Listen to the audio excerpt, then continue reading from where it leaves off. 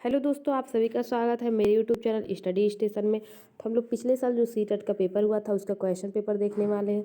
ये पेपर हुआ था जुलाई 2023, 20/8/2023 में हुआ था। तो इस वीडियो में हम लोग देखने वाले हैं सीडीपी मैथ और साइंस के क्वेश्चन। तो मैथ और साइंस के 60 क्वेश्चन हो जाएंगे और सीडीपी के 30 क्वेश्चन हो जाएंगे। क्लास थोड़ी लंबी रहेगी लेकिन आप लोग जरूर देखिएगा, क्योंकि पिछले साल पेपर कैसे आए थे उससे आप लोगों को एक आइडिया मिलेगा। पिछले साल जो पेपर थे जरूर हर साल के पेपर से थोड़े से टफ सेट किए गए थे, तो उसके हिसाब से आप लोग पर देख लीजिए। क्वेश्चन नंबर 1 देखेंगे, निम्नलिखित में से कौन सा बच्चों के समालोचनात्मक और रचनात्मक चिंतन को बढ़ावा देता है। तो मतलब कि क्रिटिकल और क्रिएटिव थिंकिंग को कौन बढ़ावा देगा। तो देखिए ऑप्शन ए दिया है, पानी के बचाव के लिए सबसे अच्छा तरीका कौन सा हो सकता है, क्यों। तो इस क्वेश्चन का जब बच्चे आंसर करेंगे तो क्या होगा, अगर 10 बच्चे कोई क्वेश्चन देते तो 10 बच्चे अपने अपने सोच के अनुसार जो उन्हें समझ में आएगा उसको लिखेंगे, अपने थिंकिंग का यूज करेंगे, कल्पना करेंगे। इस तरह से ऑप्शन ए हो जाएगा। ऑप्शन बी हो जाएगा, आपके शहर में पानी कहाँ से आता है, तो इसका आंसर एक शब्द में रहेगा। ऑप्शन सी जो दिया है, आपके देश में कुल कितने राज्य और राजधानी, इसका भी आंसर एक शब्द में हो जाएगा। और ऑप्शन डी भी, आपके देश का नाम व मानचित्र, इसकी भौगोलिक स्थिति क्या है, इसका भी आंसर एक शब्द में हो जाएगा।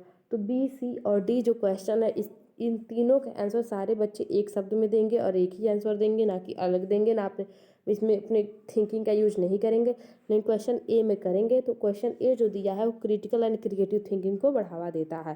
चलिए नेक्स्ट क्वेश्चन देखेंगे, समालोचनात्मक चिंतन में प्रमाण की क्या भूमिका है। तो रोल एविडेंस की क्या भूमिका है उसके बारे में बताना है। तो ऑप्शन ए दिया, प्रमाण का तार्किक और सुनियोजित रूप से मूल्यांकन किया जाना चाहिए। जो एविडेंस है वो क्या किया जाना चाहिए, तार्किक और सुनियोजित रूप से उसका मूल्यांकन किया जाना चाहिए। ऑप्शन बी दिया, प्रमाण को बिना विश्लेषण के स्वीकार किया जाना चाहिए। तो नहीं, ऐसा नहीं हो सकता। फिर देखिए, समालोचनात्मक चिंतन के प्रमाण अप्रासंगिक होता है, ये भी गलत है। ऑप्शन डी दिया, व्यक्तिगत राय के पक्ष में प्रमाण की उपेक्षा की जानी चाहिए। इसका करेक्ट आंसर ऑप्शन ए है, प्रमाण साक्ष्य जो है समालोचनात्मक चिंतन क्रिटिकल थिंकिंग की क्या है, न्यू है। वह जानकारी है जो हमें अपने उपयोग वह जानकारी है, जो प्रमाण है ऐसी जानकारी होती है जिसका उपयोग हम क्या करते हैं, जिसका उपयोग हम अपनी मान्यताओं और निष्कर्षों के समर्थन के लिए करते हैं। अतः समालोचनात्मक चिंतन में प्रमाण व तार्किक तार्किक सुनियोजित रूप से मूल्यांकन किया जाना चाहिए। थर्ड क्वेश्चन देखेंगे, समावेशी शिक्षा में क्या शामिल है। तो ऑप्शन ए दिया है, सभी शिक्षार्थियों के लिए मानक पठचर्या। ऑप्शन बी दिया है, विद्यार्थियों का उनकी योग्यता के आधार पर पृथकीकरण वर्गीकरण करना। तो दोनों नहीं होगा। फिर ऑप्शन सी दिया, विशेष आवश्यकता वाले शिक्षार्थियों को केवल व्यावसायिक शिक्षा प्रदान करना। तो ये भी गलत हो जाएगा। ऑप्शन डी दिया है, व्यक्तिगत अंतरों की पहचान के परिणाम स्वरूप पाठ्यक्रमों पाठचर्या में लचीलापन। तो क्लास में आपके 3-4 विद्यार्थी अगर हैं तो चारों का क्या होगा, व्यक्तिगत अंतर रहेगा।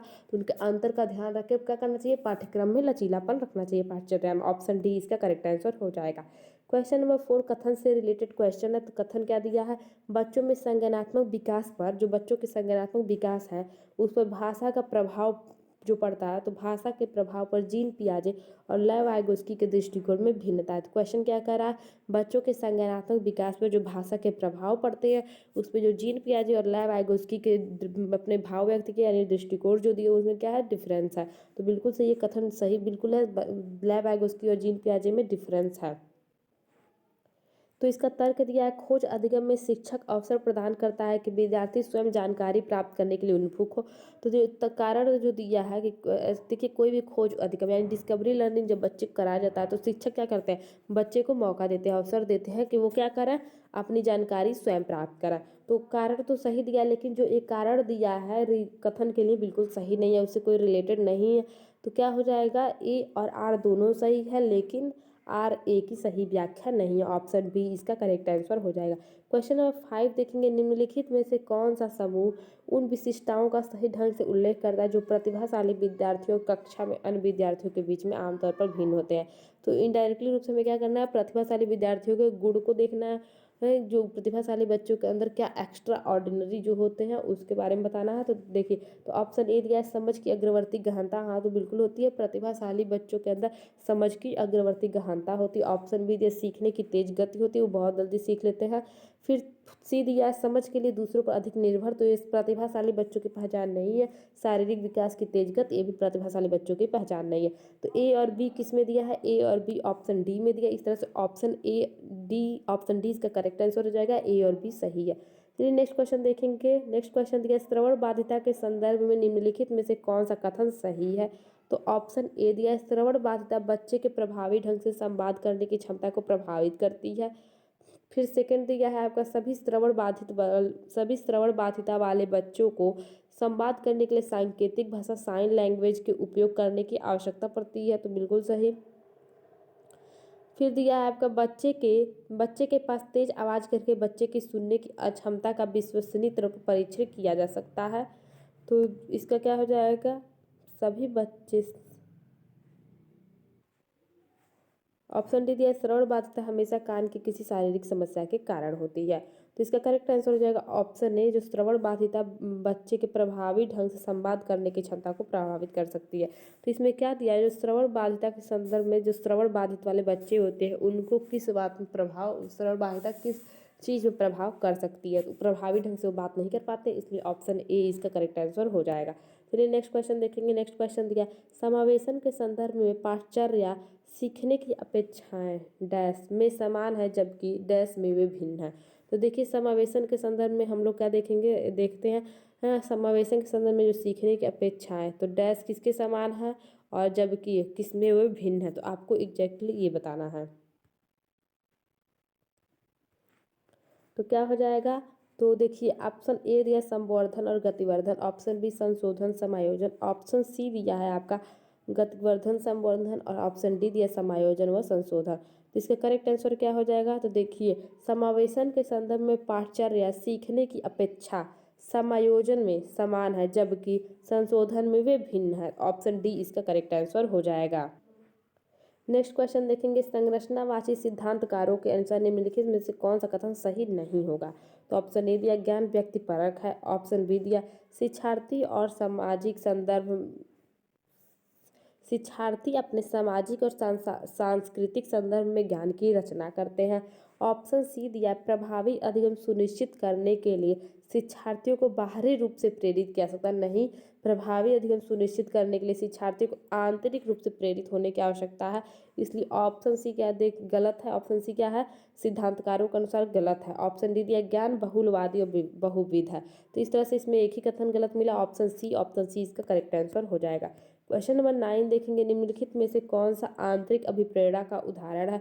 तो ऑप्शन ए दिया शिक्षक को प्रभावित करने के लिए परियोजना को पूरा करना, तो नहीं शिक्षक को प्रभावित करने के लिए कभी भी आंतरिक अभिप्रेरणा पूछा मतलब खुद को जिसमें आनंद मिला जो कार्य करने में, तो ऑप्शन बी दिया व्यक्तिगत आनंद के लिए एक वाद्य यंत्र बजाना, तो इसमें क्या हो रहा है खुद आनंद उसको मिल रहा है, तो आंतरिक अभिप्रेरणा का एक उदाहरण है। फिर सी दिया डांट से बचने के लिए पढ़ाई करना, तो ये भी आंतरिक अभिप्रेरणा का उदाहरण नहीं है। ऑप्शन डी दिया पुरस्कार राशि के लिए एक प्रतियोगिता में भाग लेना, तो इस तरह से ऑप्शन बी जो दिया एक ऑप्शन बी क्या है आंतरिक अभिप्रेरणा का उदाहरण है, जिस कार्य को करने में खुद को आनंद मिला, चुनौती मिला, प्रेरणा स्वायत्तता तत्व शामिल होते हैं, उसमें क्या होता है आंतरिक अभिप्रेरणा होता है जिन्हें करने में व्यक्ति को आनंद मिलता है, तो ऑप्शन बी इसका करेक्ट आंसर हो जाएगा।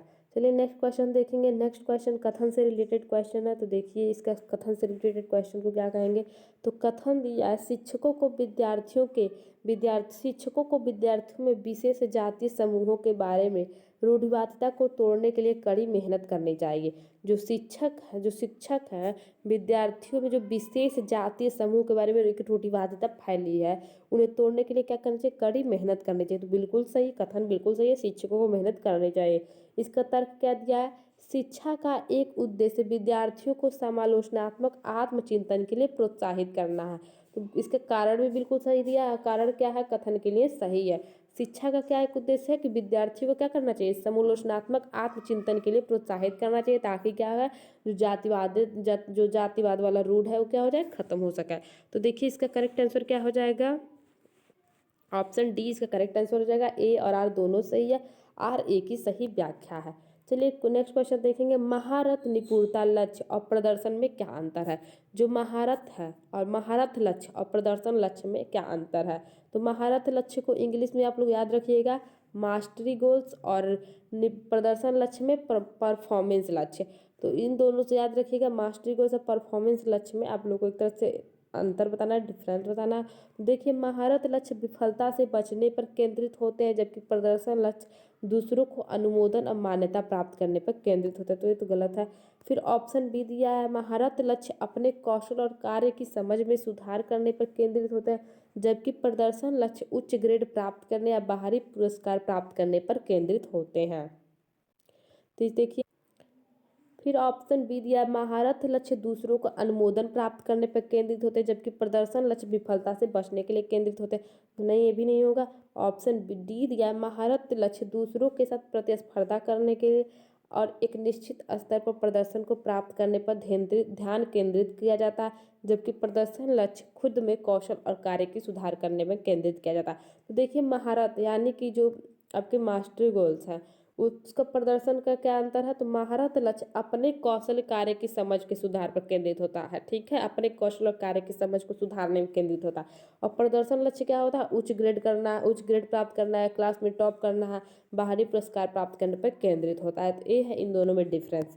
चलिए क्वेश्चन नंबर 12 में देखेंगे, भाई बहन के रिश्ते क्या होते हैं। भाई बहन के रिश्ते माता पिता और साथियों के संबंधों से भिन्न होते हैं और बाल्यावस्था में समाजीकरण में महत्वपूर्ण भूमिका निभाते हैं। तो क्या हुआ, जो भाई बहन के जो रिश्ते होते हैं क्या करते हैं, बिल्कुल सही है, जो माता पिता के और साथियों के जो संबंध होते हैं उससे क्या होते हैं, ये डिफरेंट टाइप के संबंध होते हैं। और बाल्यावस्था में क्या करते हैं, समाजीकरण में महत्वपूर्ण भूमिका भी निभाते हैं। तो ऑप्शन ए क्या हो जाएगा, करेक्ट है। फिर ऑप्शन बी दिया, माता पिता और साथियों के संबंधों के समान है और बाल्यावस्था में सामाजिकरण महत्वपूर्ण भूमिका निभाते हैं। तो बाल्यावस्था के सामाजिकरण महत्वपूर्ण भूमिका तो निभाते हैं, लेकिन माता पिता और साथियों के संबंधों के समान नहीं, असमान होते हैं। ऑप्शन बी गलत है। फिर सी दिया, केवल प्रारंभिक बाल्यावस्था में महत्वपूर्ण भूमिका निभाते हैं। तो ये भी गलत हो गया कि समाजीकरण में कोई भूमिका नहीं है। तो ऑप्शन डी गलत है। तो ऑप्शन ए इसका करेक्ट आंसर है। भाई बहन के रिश्ते माता पिता और साथियों के रिश्तों से भिन्न होते हैं, बाल्यावस्था में समाजीकरण के महत्वपूर्ण भूमिका निभाते हैं, क्योंकि ये भावनात्मक रूप से मजबूत होते हैं तथा सकारात्मक नकारात्मक कभी कभी द्विपक्षीय गुणवत्ता की मजबूत अबाधित भावनाओं से परिभाषित होते हैं।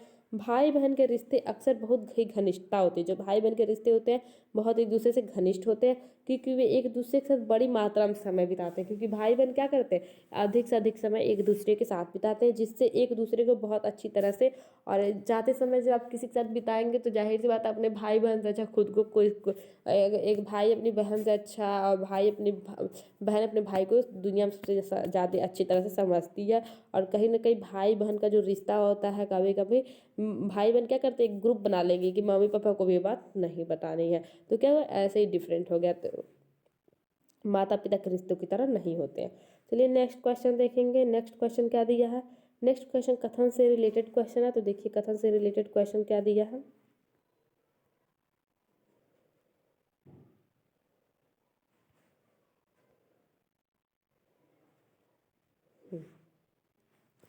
बच्चों के बीच विकासात्मक दरों में काफ़ी भिन्नताएं मौजूद हैं।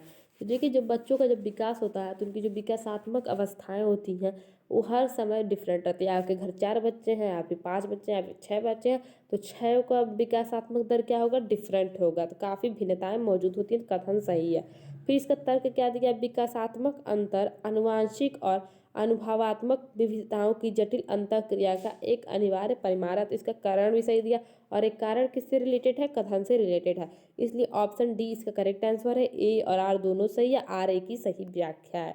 नेक्स्ट क्वेश्चन देखेंगे, निम्नलिखित कथन में से विकास के किस सिद्धांत को दर्शाया गया है।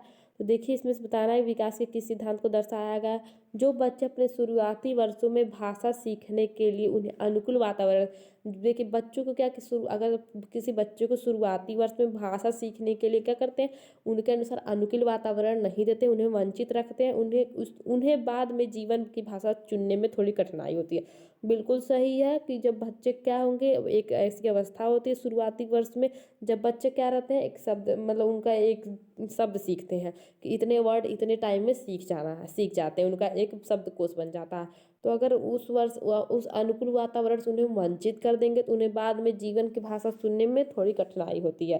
तो देखिए ऑप्शन ए क्या दिया है, भाषा का विकास पूरी तरह से आनुवांशिकी पर निर्भर है। तो बिल्कुल गलत, पर्यावरण भी डिपेंड करता है। ऑप्शन बी दिया, भाषा और अनुभूति जटिल रूप से परस्पर संबंधित है। ऑप्शन सी दिया, विकास अव्यवस्थित और अप्रत्याशित है। और ऑप्शन सी दिया, डी दिया, भाषा के विकास का एक संवेदनशील काल है। तो भाषा के जो शुरुआती वर्ष होते हैं, वो शुरुआती वर्ष क्या है, भाषा के विकास के लिए एक संवेदनशील काल है। और अगर उस संवेदनशील काल में कुछ भी आप लोग हस्तक्षेप करेंगे या फिर उनके अनुसार पर्यावरण नहीं देंगे तो क्या हो जाएगा, भाषा चुनने में उन्हें कठिनाई हो जाएगा। ऑप्शन डी क्या है, सही आंसर है। नेक्स्ट क्वेश्चन है, वह विद्यार्थी जो पठन वैकल्य से जूझ रहे हैं को पढ़ना सिखाया जा सकता है। ऐसे विद्यार्थी जो पठन वैकल्य से ऑलरेडी जूझ रहे हैं उनको कैसे पढ़ना सिखाया जा सकता है, तो ऑप्शन ए दिया है, उन्हें कई विकर्षणों में अध्ययन करने के लिए प्रोत्साहित करके।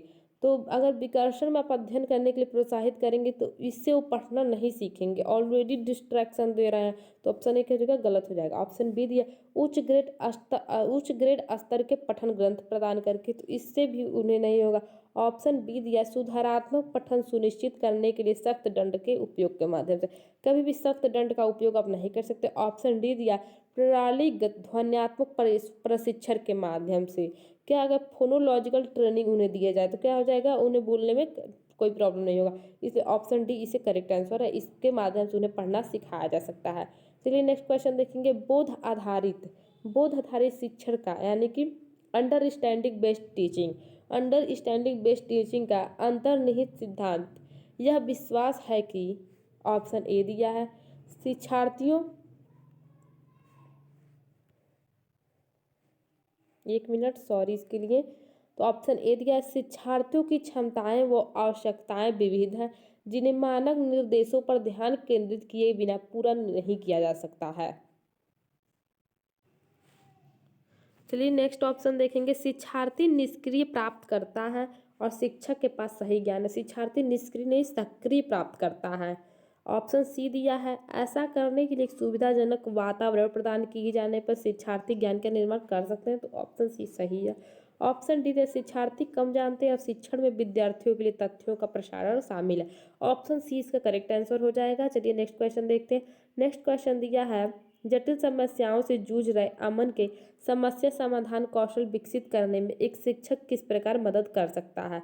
अमन कोई एक बच्चा है जो जटिल समस्याओं से जूझ रहा है, उसे समस्या समाधान कौशल विकसित करने के लिए अगर आप एक टीचर हैं तो किस प्रकार मदद कर सकते हैं, तो ऑप्शन ए दिया है, उसे मंथन करने और विचार उत्पन्न करने के लिए प्रोत्साहित करके, तो ऑप्शन ए क्या है, सही है। ऑप्शन बी दिया, उसे कहकर कि समस्या को सुलझाना छोड़ दें, तो कभी भी गिव अप करने के लिए नहीं करना है, गिव अप वर्ड निगेटिव है, इसलिए ऑप्शन बी गलत है। ऑप्शन सी दिया, उसे प्रयोग करने और जोखिम लेने के लिए हतोत्साहित करना, ऑप्शन सी गलत है। ऑप्शन डी दिया है, उसे उत्तर प्रदान करके, उसे उत्तर आप प्रदान नहीं कर सकते, इस तरह से ऑप्शन ए करेक्ट है। उसे कहेंगे कि तुम मंथन करो, अपने विचार उत्पन्न करने के लिए उसे प्रोत्साहित करेंगे।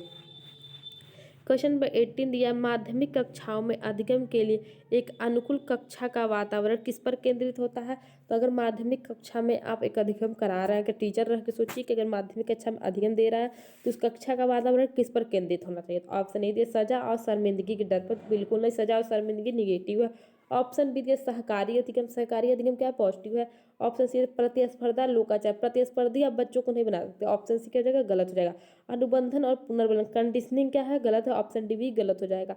इस तरह से माध्यमिक कक्षाओं में अधिगम के लिए एक अनुकूल कक्षा का वातावरण सहकारी अधिगम पर केंद्रित होता है, मतलब कि कोऑपरेटिव लर्निंग। ठीक है, चलिए नेक्स्ट क्वेश्चन देखेंगे। नेक्स्ट क्वेश्चन दिया, ले वाइगोस्की का मानना था कि, तो ले वाइगोस्की ने कौन सा सिद्धांत दिया था, सामाजिक संस्कृति का सिद्धांत दिया था।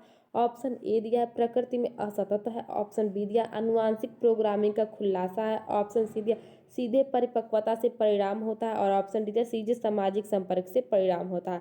तो ले वाइगोस्की का मानना था कि विकास सीधे सामाजिक संपर्क से परिणाम से होता है, सामाजिक संपर्क के परिणाम से होता है विकास। ऑप्शन डी करेक्ट आंसर है। जहाँ भी सामाजिक सांस्कृतिक वर्ड आएगा और ले वाइगोस्की रहेंगे तो उसको टिक करिएगा, ऑप्शन उसका करेक्ट रहेगा। चलिए नेक्स्ट क्वेश्चन देखेंगे, पियाजे के अनुसार गुणात्मक रूप से 4 विभिन्न अवस्थाएं हैं।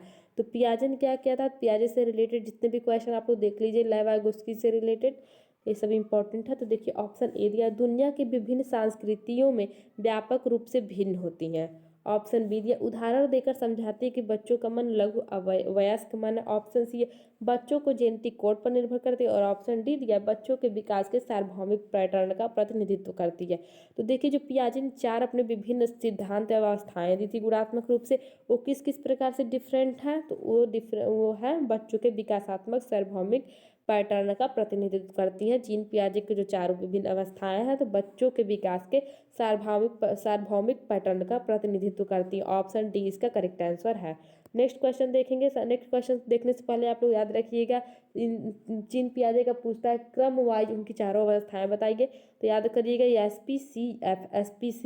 कितने कब से कब तक होता है, तो 0 से 2 वर्ष। पी कब से कब तक रहता है, तो 2 से 7 वर्ष।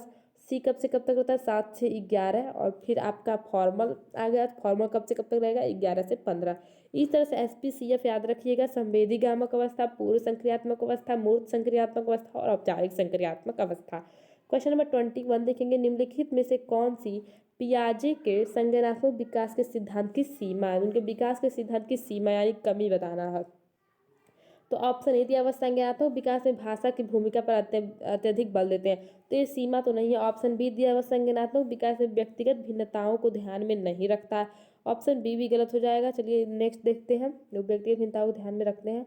फिर दिया है आपके, वह संज्ञानात्मक विकास में जैविक कारकों की भूमिका को ध्यान में नहीं रखते, तो वो रखते हैं। ऑप्शन डी दिया है, वह संज्ञानात्मक विकास पर सांस्कृतिक और सामाजिक कारकों को प्रभाव में नहीं रखते हैं, तो ऑप्शन डी दिया हो। क्या जीन पियाजे ने क्या क्या सांस्कृतिक और सामाजिक कारकों के प्रभाव को ध्यान में नहीं रखा, यही उनकी सीमा है।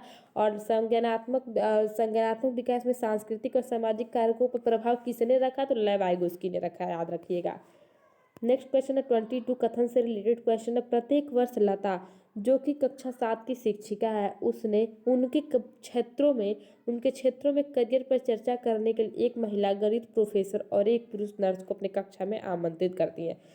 प्रत्येक लता नाम की एक टीचर है जो अपने कक्षा 7 की शिक्षिका है, वो क्षेत्रों में करियर मतलब कि जो जॉब अपॉर्चुनिटी है उस पर चर्चा करने के लिए क्या करती है, एक महिला गणित प्रोफेसर और एक पुरुष नर्स को अपने कक्षा में आमंत्रित करती है कि वो आए और अपने करियर के बारे में चर्चा करके बच्चों को क्या करें, प्रोत्साहित करें। तो चलिए इसका तर्क दिया, तर्क क्या दिया, लैंगिक अंतर जन्मजात है और समाज के माध्यम से अधिग्रहित नहीं है।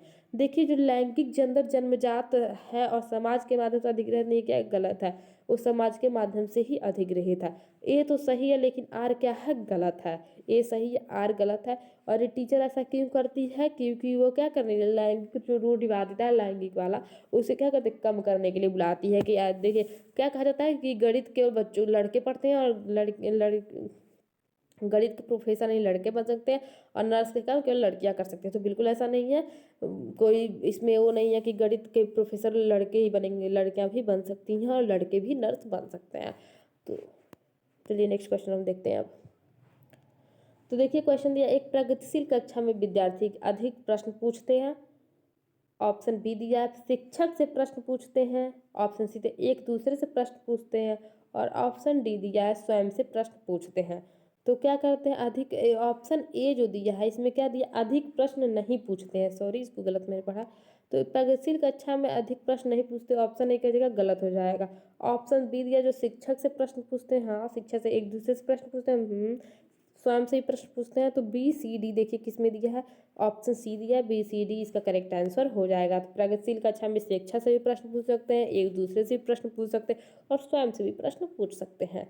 चलिए नेक्स्ट क्वेश्चन 24 है, पुल्लिंग या स्त्रीलिंग होने की जुड़ी अपेक्षाओं को कहा जाता है और इन्हें सीखा जाता है। तो क्या है, पुल्लिंग और स्त्रीलिंग जुड़ी अपेक्षाओं को क्या कहा जाता है, तो जेंडर भूमिकाएं कहा जाती है। क्या कहा जाता है, जेंडर भूमिकाएं, अपेक्षाएं। और इन्हें बाल्यावस्था की सभी अवस्थाओं से लेकर वयस्कता में भी सीखा जा सकता है। ऑप्शन ए इसका करेक्ट आंसर है। चलिए नेक्स्ट क्वेश्चन देखेंगे। नेक्स्ट क्वेश्चन क्या दिया है, ऐसा आप सभी लोगों को क्लास पसंद आ रही होगी तो चैनल को सब्सक्राइब जरूर करिएगा, अपने दोस्तों के पास भी शेयर कर दीजिएगा। चलिए नेक्स्ट क्वेश्चन देखेंगे, बुद्धि के संदर्भ में निम्नलिखित में से कौन सा दृष्टिकोण शिक्षार्थियों के बीच विविधता के सम्मानपूर्वक विचार का समर्थन करता है।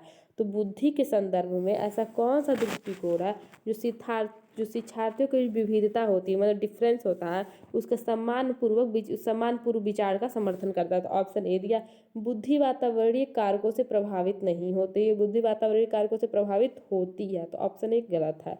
फिर ऑप्शन बी दिया, बुद्धि अनुवांशिक कारकों से प्रभावित नहीं होती, अनुवांशिक कारकों से भी प्रभावित होती है, तो ये भी गलत है। ऑप्शन सी दिया है, बुद्धि को मापने के लिए बुद्धिलब्धि का परीक्षण ही एकमात्र साधन है, तो बुद्धि को मापने के लिए अनेक परीक्षण है, बुद्धिलब्धि बस नहीं है, तो ऑप्शन सी भी गलत है। ऑप्शन डी दिया है बुद्धि बहुआयामी है और समय के साथ बदल सकती है। ऑप्शन डी बिल्कुल करेक्ट हो जाएगा, बुद्धि बहुआयामी है और समय के साथ जैसे जैसे परिश्रम करेंगे बुद्धि बदल भी सकती है। ऑप्शन डी इसका करेक्ट आंसर हो जाएगा। चलिए नेक्स्ट क्वेश्चन देखते हैं। 26 दिया निम्नलिखित में से किसने सामान्य बुद्धि की अवधारणा की आलोचना की और बुद्धि का एक वैकल्पिक सिद्धांत प्रस्तावित किया। तो हार्वर्ड गार्डनर ने बुद्धि का बहुबुद्धि सिद्धांत दिया था। इन्होंने क्या की थी, सामान्य बुद्धि अवधारणा की आलोचना की थी और वैकल्पिक सिद्धांत प्रस्तावित किया था। इस तरह से ऑप्शन बी इसका करेक्ट आंसर हो जाएगा। हार्वर्ड गार्डनर ने 8 प्रकार की बुद्धि बताई है, कहीं कहीं 7 प्रकार की भी रहती है। कौन कौन सी बुद्धि? भाषाई बुद्धि, सांगीतिक बुद्धि, तार्किक गणितीय बुद्धि, स्थानिक बुद्धि, शारीरिक गतिज बुद्धि, अंतःवैयक्तिक बुद्धि, अंतरावैयक्तिक बुद्धि और प्राकृतिक बुद्धि। तो इन सभी बुद्धियों से रिलेटेड कुछ क्वालिटी भी बताए थे। भाषाई बुद्धि में क्या हो जाएगा, भाषाई बुद्धि में शब्दों का ज्ञान रहता है। संगीतिक बुद्धि में लय ताल का ज्ञान रहेगा। तार्किक बुद्धि में गणित से रिलेटेड जिन्हें तर्क वितर्क का ज्ञान रहेगा। स्थानिक बुद्धि में दिशा का ज्ञान रहेगा। शारीरिक गतिज बुद्धि में शरीर से रिलेटेड ज्ञान रहेगा। अंतःवैयक्तिक बुद्धि में खुद की भावनाओं, खुद के क्वालिटी को पहचानने का ज्ञान रहेगा। अंतर्वैयक्तिक बुद्धि में दूसरों की भावनाओं संवेगों को पहचान लेंगे। प्रकृतिवादी बुद्धि में प्रकृति से रिलेटेड ज्ञान रहेगा। ये रहे हार्वर्ड गार्डनर के 8 प्रकार की बुद्धि जो उन्होंने बताए थे, कहीं कहीं 7 भी दिखते हैं। तो चलिए हम लोग देखते हैं लॉरेंस कोहलबर्ग के सिद्धांत की आलोचना कैरल गिलिन द्वारा की गई थी। तो कैरल गिलिन द्वारा क्या आलोचना की थी, इससे रिलेटेड क्वेश्चन पिछले साल पूछा था। तो देखिए क्या आलोचना हुआ था। तो ऑप्शन ए दिया, नैतिक तर्क में लैंगिक भिन्नताओं की उपेक्षा करने के लिए की गई। तो नैतिक तर्क में लैंगिक भिन्नताओं की उपेक्षा करने के लिए की गई है उनके द्वारा आलोचना। ऑप्शन बी दिया, विश्लेषण के मात्रात्मक तरीकों को लागू नहीं करने के लिए की गई है। ऑप्शन सी भी देख लीजिए। तो ऑप्शन सी दिया, नैतिक विकास का एक चरण सिद्धांत प्रस्तुत करने के लिए की गई है गिलिन के द्वारा। ऑप्शन डी दिया है, वास्तविक जीवन की स्थितियों के माध्यम से तथ्यों को एकत्र करने के लिए की गई है। तो ऑप्शन ए इसका करेक्ट आंसर था। लॉरेंस कोहलबर्ग के सिद्धांत की आलोचना कैरल गिलिगन द्वारा नैतिक तर्क में लैंगिक भिन्नताओं की उपेक्षा करने के लिए की गई है। गिलिगन कोहलबर्ग के अनुसंधान सहायकों में से एक थे। गिलिगन कौन थे? कोहलबर्ग के अनुसंधान सहायकों में से एक थे। उनका मानना था कि कोहलबर्ग का सिद्धांत, गिलिगन ने महसूस किया कि महिलाएं कोहलबर्ग द्वारा विकसित विकास की उन्हीं 3 चरणों से गुजरी, लेकिन नैतिक मुद्दों पर अलग अलग दृष्टिकोण होने के कारण महिलाएं नैतिक मुद्दों पर पुरुषों की तुलना में अलग अलग तरह से तर्क करती थी। परंतु पुरुषों की तुलना में महिलाएं के सोचने के तरीके अक्सर कम महत्व दिया जाता है। क्या उन्होंने कहा था? गिलिगन ने कहा था कि जो कोहलबर्ग का सिद्धांत दिया गया है विकास के 3 चरणों से ही गुजरती हैं, सेम 3 चरण से गुजरती हैं, लेकिन जब नैतिक मुद्दों पर बात आती है, नैतिक मुद्दों पर अपने विचार देने की बात आती है, तो पुरुषों की तुलना में अपने अलग विचार देती हैं, अलग तर्क देती हैं। और क्या किया जाता है, पुरुषों की तुलना में महिलाओं के विचारों को कम महत्व दिया जाता है। यही आलोचना किया था कैरल गिलिगन ने लॉरेंस कोहलबर्ग के सिद्धांत की। चलिए नेक्स्ट क्वेश्चन देखेंगे। नेक्स्ट क्वेश्चन क्या था, क्वेश्चन नंबर 28 देखेंगे। एक शिक्षिका अपने विद्यार्थियों को अधिसंज्ञानात्मक कौशल विकसित करने में मदद करना चाहती है। कोई शिक्षिका है जो विद्यार्थियों के अधिसंज्ञानात्मक कौशल विकसित करने में मदद करना चाहती है, तो कौन सी रणनीति सबसे प्रभावी होगी? तो ऑप्शन ए दिया, विद्यार्थियों को अभिप्रेरित करने के लिए लगातार ग्रेड और प्रतिपुष्टि प्रदान करना, कभी भी उन्हें ग्रेड और फीडबैक नहीं देना। तो ऑप्शन ए क्या हो जाएगा, गलत हो जाएगा। इससे उनका अधिसंज्ञानात्मक कौशल विकास नहीं करेगा। तो ऑप्शन बी दिया, विद्यार्थियों को प्रोत्साहित करना कि वे स्वयं अपने अधिगम पर चिंतन करें, अपनी प्रगति का क्या करें, मूल्यांकन करें। तो ऑप्शन बी इसका सही है। ऑप्शन सी दिया, विद्यार्थियों को याद करने के लिए पाठ सौंपना, कभी भी याद नहीं करवाना है, ना ही उन्हें दोहराने के लिए प्रोत्साहित करना है। तो ऑप्शन सी क्या हो जाएगा, गलत हो जाएगा। ऑप्शन डी दिया है, सॉरी थोड़ा थक गए, तो देखिए ऑप्शन डी दिया है, विद्यार्थियों को सभी सीखने के कार्यों के लिए विस्तृत और निर्देशात्मक निर्देश देना, कभी भी आप उसे निर्देश नहीं दे सकते। ऑप्शन डी गलत हो जाएगा। मैं 1-2 दिन के अंदर ही पॉजिटिव निगेटिव टैग वर्ड डाल दूंगी, आप लोग उसे अच्छे से देख लीजिएगा। ऑप्शन बी इसका करेक्ट आंसर है। विद्यार्थियों को प्रोत्साहित करना चाहिए कि स्वयं क्या करें, अधिगम पर चिंतन करें और अपनी प्रगति का क्या करें, मूल्यांकन करें। नेक्स्ट क्वेश्चन देखेंगे। क्वेश्चन नंबर 29 दिया है, सीडीपी का 29 क्वेश्चन है। निम्नलिखित कथन को पढ़ना, सही विकल्प का चयन करना है। तो देखिए अभी कथन क्या दिया है पहले, शिक्षकों को संकल्पना को मजबूत करने के लिए विद्यार्थियों को अपने स्वयं के संकल्पना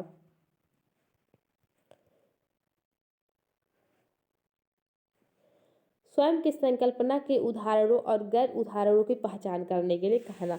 बिल्कुल सही है। विद्यार्थियों को क्या करना चाहिए शिक्षकों को कि स्वयं की संकल्पना के उदाहरणों और गैर उदाहरणों की पहचान करने के लिए कह देना चाहिए। फिर इसका तर्क क्या दिया है, तर्क दिया उदाहरणों के बारे में सोचने से संकल्पना को मजबूत किया जा सकता है। बिल्कुल सही। जबकि गैर उदाहरणों को भ्रमित करते हैं। नहीं, गैर उदाहरण विद्यार्थी को भ्रमित नहीं करते हैं, इसलिए कारण क्या हो जाएगा, गलत हो जाएगा। इस तरह से ऑप्शन जो एक कथन ए है वो सही है और आर क्या हो जाएगा, गलत हो जाएगा। चलिए नेक्स्ट क्वेश्चन देखेंगे। नेक्स्ट क्वेश्चन दिया है, लास्ट है क्वेश्चन, सीडीपी का लास्ट क्वेश्चन है। अगर आप लोग थोड़े भी ध्यान से पढ़ के पॉजिटिव निगेटिव और ध्यान दे के अपने सोच और समझ को उस जगह पे खुद को रख के करेंगे तो क्या हो जाएगा, बिल्कुल आपका सीडीपी आराम से आप लोग 30 में 28-27 नंबर पा सकते हैं। इसके बाद हम लोग मैथ और साइंस का वीडियो देखेंगे, तो मैथ और साइंस का क्लास इसी वीडियो में रहेगा, क्वेश्चन इसी वीडियो में रहेंगे। और इसके बाद आप लोग को जिस भी सब्जेक्ट का वीडियो चाहिए आप लोग एक बार कमेंट करके जरूर बताइएगा। तो देखिए अधिगम के सामान्य सिद्धांत बताते हैं कि विद्यार्थी बेहतर रूप से सीखते हैं यदि शिक्षक। तो क्या अधिगम का जो सामान्य सिद्धांत है वो बताता है कि विद्यार्थी आप बहुत ही बेहतर रूप से सीखेंगे यदि शिक्षक। ऑप्शन ए दिया है, पहले अवधारणा को उसके प्रतीकात्मक रूप में प्रस्तुत करें फिर भौतिक रूप में आए। ऑप्शन बी दिया, पहले उस पर चर्चा करें जिसके बारे में विद्यार्थी को नहीं पता। तो आप उस पर चर्चा नहीं पहले कर सकते। अगर विद्यार्थी को पता ही नहीं है, उसे पता ही नहीं कि मुझे कहाँ जाना है, तो उसके बारे में आप चर्चा कैसे कर सकते हैं। तो ऑप्शन बी क्या हो जाएगा, गलत हो जाएगा। ऑप्शन सी दिया, पहले अवधारणाओं को संपूर्ण रूप से परिचय दें फिर उसकी बारीकियों को पढ़ाएं। पहले क्या करिए, जो अवधारणा आपको पढ़ाना है उस पर क्या करें कि संपूर्ण रूप से परिचय दें, उसके बारे में एक एक चीज़ बताया, फिर उसमें जो बारीकियां हैं उस पर आए। तो ऑप्शन सी क्या है, सही है।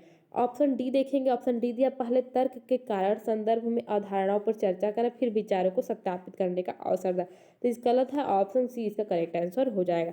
चलिए हम लोग मैथ और साइंस के क्वेश्चन देख लेते हैं। मैथ और साइंस के 60 क्वेश्चन है, लास्ट तक वीडियो में बने रहिएगा। तो सबसे पहले दिया मैथ पैडागोजी से रिलेटेड क्वेश्चन दिया है। तो मैथ पैडागोजी के 15 क्वेश्चन रहेंगे या 10 क्वेश्चन रहेंगे। तो मैथ पैडागोजी क्वेश्चन देख लेते तो उसमें मैथमेटिक्स से रिलेटेड क्वेश्चन रहेंगे। तो देखिए क्वेश्चन क्या दिया है, क्वेश्चन नंबर 31 दिया है। एक शिक्षिका अपनी कक्षा में दैनिक जीवन की परिस्थितियों में से विभिन्न उदाहरणों पर चर्चा करती है। कोई शिक्षिका है जो अपने दैनिक जीवन की परिस्थितियों में से विभिन्न उदाहरणों की क्या करती है, चर्चा करती है। कई अन्य पटरियों को पार करते हुए एक रेल पटरी, दो से अधिक सड़कों को पार करते हुए सड़क, जैसे कि अंग्रेजी और माला के जेटाराज। तो क्या करिए, शिक्षिका दैनिक परिस्थितियों से अपने उदाहरण दे रही है कुछ अपने दैनिक जीवन में जो उसके साथ हुए थे। तो क्या करिए, जैसे कि कई पटरी को पार की और कई सड़कों को पार की। तो कैसी कई पटरी और कई सड़कें जैसे पार की, जैसे कि क्या है, क्या करें, जैसे अंग्रेजी वर्णमाला के एच और जेड। तो रेल की पटरी हो गई, सड़क हो गए, रेल की पटरी हो गई, सड़क हो गए, इन्हें पार करके मान लीजिए स्कूल आती है। तो क्या इसके तो इस अर्थ के द्वारा क्या क्या परिचय दे रही, किसका परिचय दे रही है इनके द्वारा। तो ऑप्शन ए दिया रेखाखंड, ऑप्शन बी दिया तिर्यक छेदी रेखा, ऑप्शन सी दिया समांतर रेखा और ऑप्शन डी दिया समकोण। तो देखिए एच बनाइए, एच में क्या है, समांतर रेखा है, समांतर रेखा के बीच की दूरी क्या रहती है, समान रहती है सदैव। इस तरह से ऑप्शन सी तो जो पॉइंट सी है क्या है, सही है। फिर देखिए क्या कह रहा है इसमें कि तिर्यक जेड दिया, तिर्यक छेदी रेखा इसमें दिया, तिर्यक छेदी रेखा दिया है ना। तो तिर्यक छेदी जो रेखा रहती क्या करती हैं, काट समांतर रेखा पर काटती हैं। तो इसलिए ऑप्शन बी क्या हो जाएगा, ऑप्शन बी और सी क्या है, एच और जेड के द्वारा क्या बताना चाह रही है, तिर्यक छेदी रेखा और समांतर रेखा। तो करेक्ट आंसर हो जाएगा बी और सी, ऑप्शन ए इसका करेक्ट आंसर हो जाएगा। चलिए नेक्स्ट क्वेश्चन देखेंगे। नेक्स्ट क्वेश्चन 32 दिया है, निम्नलिखित में से कौन सा गणितीय शिक्षण का सर्वाधिक उपयुक्त तरीका है। तो गणित शिक्षण का सर्वाधिक उपयुक्त तरीका क्या है, ऑप्शन ए दिया अधिगम में रह गई कमियों को ज्ञात कर केवल उन्हीं को संबोधित करना। केवल कमी जो है उन्हीं को केवल संबोधित नहीं करना है, केवल क्या है, केवल क्या है, एक निगेटिव टैग वर्ड है, इसलिए ये क्वेश्चन ऑप्शन ए क्या हो जाएगा, गलत हो जाएगा। अल्प प्रदर्शन करने वाले विद्यार्थियों को पहचान कर उन्हें कक्षा की अग्रिम पंक्ति में बैठाना। तो ऑप्शन बी भी क्या गलत हो जाएगा। ऑप्शन सी दिया है, एक जैसे उपागम द्वारा विद्यार्थियों को पढ़ाना। कभी भी एक जैसे उपागम से नहीं पढ़ाना, अलग अलग अप्रोच से पढ़ाना, अलग अलग अप्रोच, अलग अलग माध्यम से पढ़ाना। ऑप्शन डी दिया, अध्ययनकर्ताओं को उनकी विद्यमान क्षमताओं को विकसित करने के लिए उन्हें प्रोत्साहित करना। तो बिल्कुल सही, जो अध्ययनकर्ता है उनके अंदर जो विद्यमान प्रतिमाएं उन्हें क्या करना चाहिए, उन्हें विकास करने के लिए उन्हें प्रोत्साहित करना चाहिए। तो ऑप्शन डी इसका करेक्ट आंसर है। गणित पढ़ाने की सर्वोत्तम विधि यही रहेगी। चलिए नेक्स्ट क्वेश्चन देखेंगे, निरंतर और व्यापक मूल्यांकन में निम्नलिखित में क्या सही है। तो निरंतर और व्यापक मूल्यांकन क्या हो जाएगा, कॉन्टिन्यूअस एंड कॉम्प्रेसिव एवोल्यूशन में से क्या सही है, सीसीई के लिए क्या सही है। तो देखिए ऑप्शन ए दिया, निरंतर और व्यापक मूल्यांकन में आकलन प्रक्रिया में पूर्व ज्ञान समझने के स्तर और अधिगम प्रक्रिया का आकलन सम्मिलित होता है। ऑप्शन ए क्या है, इसका करेक्ट आंसर है। निरंतर और व्यापक मूल्यांकन के लिए शिक्षक महसूस करते हैं कि उनमें हर एक बच्चे को अधिगम का आकलन करने के प्रतिदिन कुछ गृह कार्य देना चाहिए। तो ऑप्शन बी गलत है, कभी भी गृह कार्य नहीं देना। निरंतर और व्यापक मूल्यांकन केवल केवल क्या हो जाएगा, केवल अंकों के ग्रेड में परिवर्तन के रिक्वायरमेंट। ऑप्शन सी क्या हो जाएगा, गलत हो जाएगा। ऑप्शन डी दिया है, निरंतर और व्यापक मूल्यांकन में जांच परीक्षण अधिक और शिक्षण कम है। तो ऑप्शन डी भी गलत हो जाएगा। देखिए निरंतर और व्यापक मूल्यांकन के बारे में कुछ देख लीजिए। निरंतर और व्यापक मूल्यांकन सीसीई के संदर्भ में यह कथन सही है कि निरंतर और व्यापक मूल्यांकन में आकलन प्रक्रिया में पूर्व ज्ञान समझने के स्तर और अधिगम प्रक्रिया का आकलन सम्मिलित होना चाहिए। अतः सतत और व्यापक मूल्यांकन का उद्देश्य है विकास के सभी पक्षों का मूल्यांकन करना। विकास के सभी पक्षों का मूल्यांकन करना। इस मूल्यांकन में वैचारिक प्रक्रिया पर जोर दिया जाता है तथा स्मृति पर जोर नहीं दिया जाता है। इस शिक्षण के साथ साथ ही बालक का परीक्षण किया जाता है, शिक्षण भी किया जाता है और बालक का परीक्षण भी किया जाता है। क्वेश्चन नंबर 34 देखिए, निम्नलिखित में से कौन सा गणित के एक अवधारणा मानचित्र की आवश्यकता विशेषताएं हैं। तो देखिए गणित की एक अवधारणा मानचित्र की आवश्यक विशेषताएं। तो ऑप्शन ए दिया है, ए यह अंशदायी उप अवधारणाओं का उपयोग करके एक अवधारणा के वैचारिक विश्लेषण को निरूपित करता है। ऑप्शन ए बिल्कुल सही था। तो ऑप्शन बी देखिए क्या दिया है, ये संकेत चिन्हों के साथ दिशात्मक, हाँ बिल्कुल, मानचित्र संकेत चिन्हों के साथ दिशात्मक और दर्शाते हैं कि कौन अवधारणा किसके लिए पूर्व अपेक्षित है। बी भी सही। ऑप्शन सी दिया है, एक विशिष्ट अवधारणा के सीखने में रह गई कमी को पहचानने के लिए इनका उपयोग नैदानिक प्रयोजन के लिए नहीं किया जा सकता, इसलिए ऑप्शन सी क्या जाएगा, गलत हो जाएगा। फिर डी दिया, इन्हें बार बार उपयोग नहीं किया जा सकता, किया जा सकता है। तो ऑप्शन डी भी गलत है। ए और बी क्या हो जाएंगे, सही हो जाएंगे।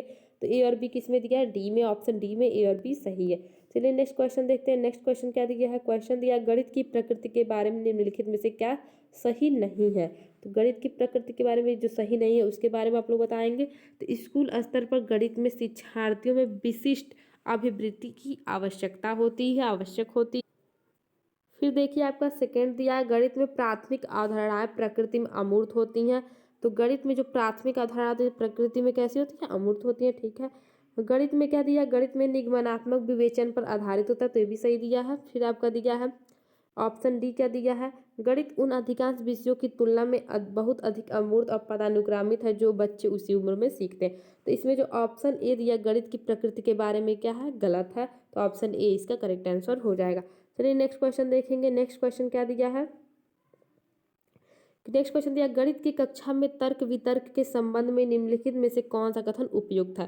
तो ऑप्शन ए दिया, इसे तर्क की एक पंक्ति के रूप में समझा जा सकता है जो यह दिखाने समझाने का इरादा रखता है कि गणितीय परिणाम सत्य क्यों हैं। तो ऑप्शन बी दिया है, यह अन्य अनुभवजन्य विषयों की तरह गणित में हम मददगार होता है। तो ऑप्शन बी क्या हो जाएगा, गलत हो जाएगा। सबसे उपयुक्त कथन आपको बताने हैं। तो ऑप्शन सी दिया है, गणित शिक्षा में स्वतः शोध दृष्टिकोण का भी एक हिस्सा होता है। सी क्या सही लग रहा है, गणित में स्वतः शोध दृष्टिकोण का भी एक हिस्सा हो सकता है, बिल्कुल सही है। ऑप्शन डी देखिए क्या दिया, प्रारंभिक कक्षा के विद्यार्थियों के लिए यह कम उपयोगी है क्योंकि इसका मूल्यांकन कठिन होगा।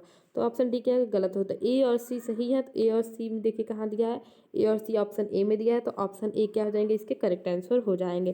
चलिए नेक्स्ट क्वेश्चन देखेंगे। नेक्स्ट क्वेश्चन क्या दिया है, निम्नलिखित में से कौन सा कथन गणित की पाठ्य पुस्तक से संबंध में सही नहीं है। तो ऑप्शन ए दिया, गणित की पाठ्य पुस्तक के उदाहरण विद्यार्थियों के दैनिक जीवन से संबंधित होने चाहिए, बिल्कुल सही है। ऑप्शन बी दिया, एक गणित की पाठ्य पुस्तक केवल हल किए हुए उदाहरण चाहिए, तो ये तो गलत लग रहा है। फिर ऑप्शन सी देखिए, गणित की पाठ्य पुस्तक बहुत मोटी या भारी नहीं होनी चाहिए, तो ऑप्शन सी भी सही दिया है। ऑप्शन डी थे, अब विद्यार्थियों के अभ्यास देने के लिए गणित की पाठ्य पुस्तक विभिन्न प्रश्नावली होनी चाहिए, तो बी ए सी डी क्या है सही है, लेकिन जो बी दिया है गणित की पाठ्य पुस्तक में केवल हल किए हुए उदाहरण होने चाहिए। अगर आप उन्हें प्रश्नावली नहीं देंगे तो उनका प्रैक्टिस नहीं होगा, इसलिए ऑप्शन बी क्या हो जाएगा, इसका गलत हो जाएगा गणित के पुस्तक के संबंध में। नेक्स्ट क्वेश्चन देखिए, गणित में एक कंजेक्चर जो होता है, कंजेक्चर किसका काम करता है, तो ऑप्शन ए दिया है, बिल्कुल भी महत्वपूर्ण नहीं है क्योंकि गणितीय समझ के विकसित करने में मदद नहीं करता, तो ऑप्शन ए गलत है। ऑप्शन बी दिया, यह प्रज्ञप्ति या निष्कर्ष है जो सिद्ध हो चुका है, ऑप्शन सी दिया है, केवल माध्यमिक स्तर के विद्यार्थियों के लिए महत्वपूर्ण है, ऑप्शन डी दिया है, एक प्रज्ञप्ति या निष्कर्ष है जो बिना प्रमाण के अस्थायी आधार पर सत्य मान। कंजेक्चर गणित के लिए एक ऐसा है जो क्या है, उसे सिद्ध नहीं है, वो क्या के बिना प्रमाण के आधार पर उसे सत्य मान लिया जाता है, इसलिए ऑप्शन डी इसका करेक्ट आंसर हो जाएगा। कंजेक्चर को आप लोग सिद्ध नहीं कर सकते।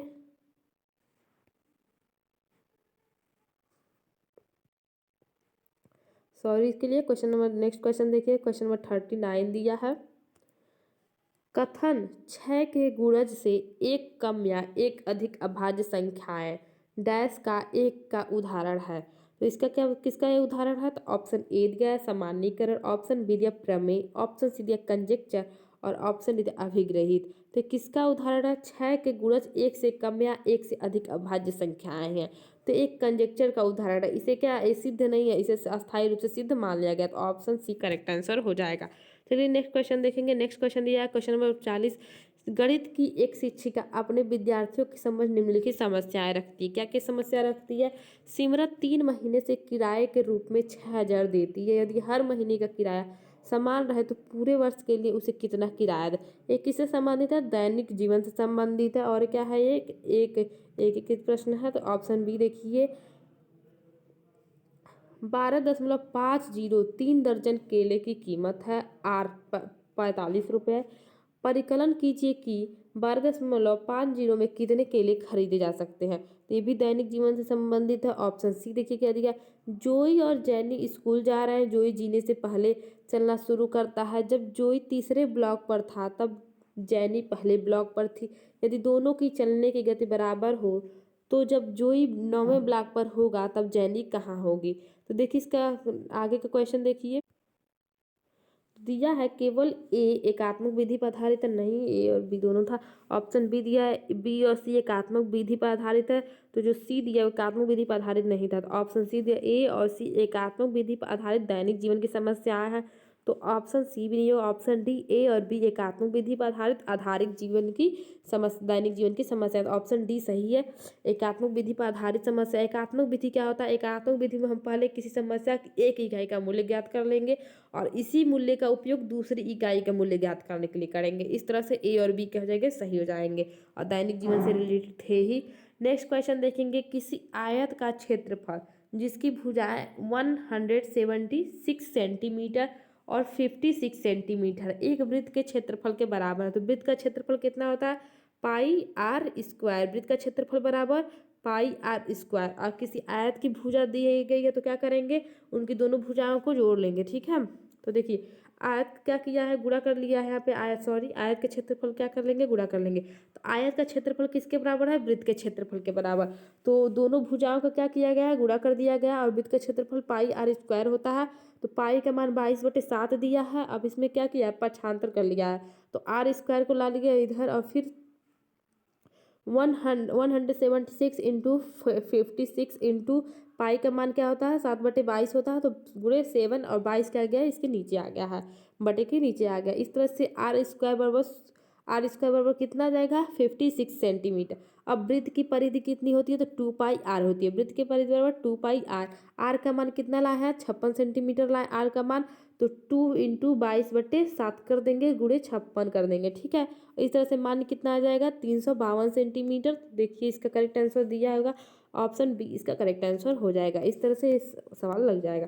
चलिए नेक्स्ट क्वेश्चन देखते हैं। नेक्स्ट क्वेश्चन क्या दिया है, विमाओं 40 centimetre into 36 centimetre into x centimetre वाले एक ठोस घनाभ के पृष्ठ देखिए क्या दिया था क्वेश्चन, विमाओं 40 centimetre into 36 centimetre into x centimetre वाले एक ठोस घनाभ के पृष्ठ को 20 रुपये प्रति 100 सेंटीमीटर की दर से पेंट करने की लागत अगर 1032 रुपये है तो x का मान ज्ञात करना। तो x का मान ज्ञात करना तो कैसे ज्ञात करेंगे, देखिए सबसे पहले क्या करेंगे, अगर किसी घनाभ का पृष्ठीय क्षेत्रफल ज्ञात करना हो तो क्या करेंगे, 2 into LB plus BH plus LH कर देंगे। ठीक है, ये इसका फॉर्मूला होता। चलिए हम लोग सवाल देखते हैं कैसे लगाएंगे। तो देखिए यहाँ पे देखिए, तो ठोसी पृष्ठ का घन क्षेत्रफल कितना दिया है, तो 2LB plus BH plus HL दिया है। अब हम लोग इसी फॉर्मूले के अनुसार फिट करेंगे। तो देखिए 2 इंटू 40 कितना, L का मान 40 है और 36 किसका मान है, तो B का मान 36 है। फिर B का मान 36 है तो B की जगह रख देंगे और 40 का मान 40 है। फिर H का मान कितना दिया है, H का मान, सॉरी एक मिनट देखिए फिर से देखिए, तो L का मान कितना दिया था 40 सेंटीमीटर, B का मान आपका 36 सेंटीमीटर, B का मान कितना दिया 36 सेंटीमीटर, H का मान कितना दिया था x दिया था, तो x से जब उसको मल्टीप्लाई करेंगे तो क्या हो जाएगा 36x। फिर h का मान कितना दिया था, तो x दिया था, L का मान 40, तो इस तरह से जब x में 40 का मल्टीप्लाई करेंगे तो 40x हो जाएगा। और कितना रुपए बोला था कि 20/100 इसका दिया है मान, तो उसको जब कितना फिर कितना पैसा हो जाता है, तो 1032 रुपया। तो इसको लिख देंगे, एक समीकरण बना लेंगे।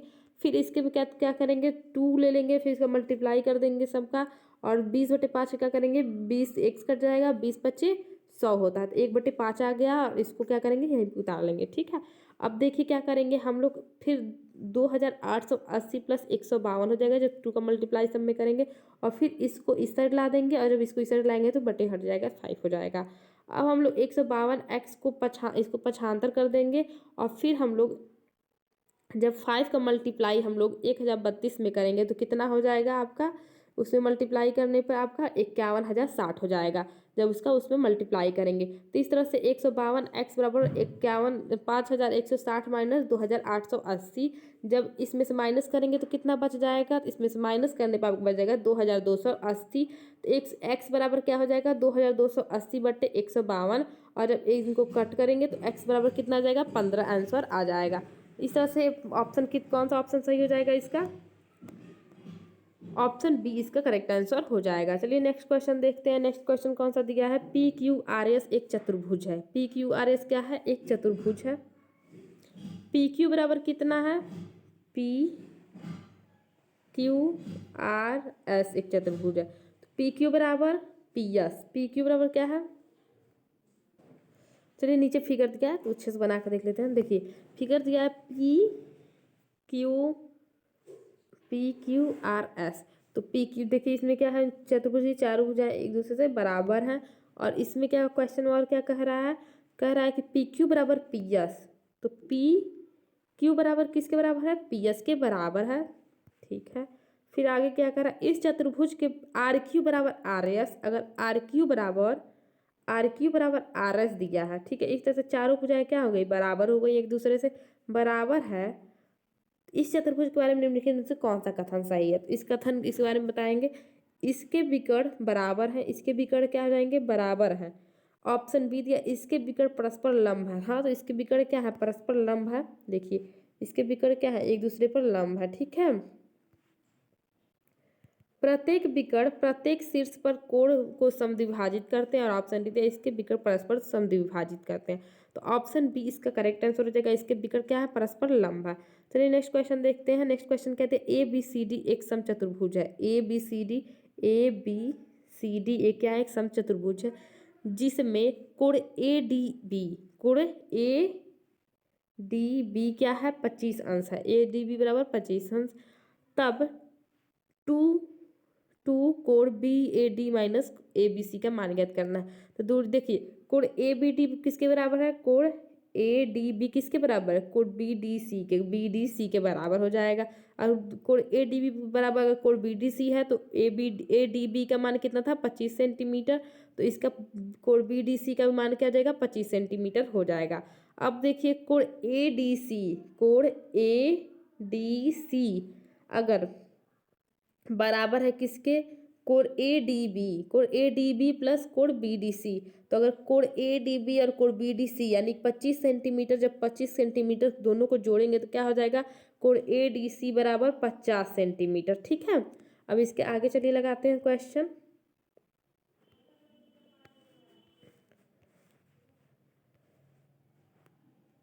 तो कोण D C A D C बराबर किसके हो जाएगा, कोण ए बी सी के बराबर हो जाएगा, क्योंकि जो समचतुर्भुज के सम्मुख कोण क्या होते हैं, आपस में बराबर होते हैं। कोण ए बी सी कितना निकाले हम लोग, 50 सेंटीमीटर। इस तरह से समीकरण 1 इसको मान लेंगे। कोण बी ए डी प्लस कोण ए डी सी कितना हो जाएगा, तब 180 अंश हो जाएगा, क्योंकि जो समचतुर्भुज के संलग्न कोणों का योग क्या होता है, 180 अंश होता है। अब कोण बी ए डी प्लस 50 अंश अगर करते हैं तो कितना हो जाएगा, कोण बी ए डी का मान तो 180 अंश हो जाएगा। कितना हो जाएगा, 180 अंश हो जाएगा। तो कोण बी ए डी बराबर कितना हो जाएगा, तो जब 180 में से 150 को क्या करेंगे, 180 अंश में से 50 को माइनस करेंगे तो क्या हो जाएगा, कोण बी ए डी का मान निकल जाएगा 130। इसे हम लोग समीकरण 2 मान लेंगे।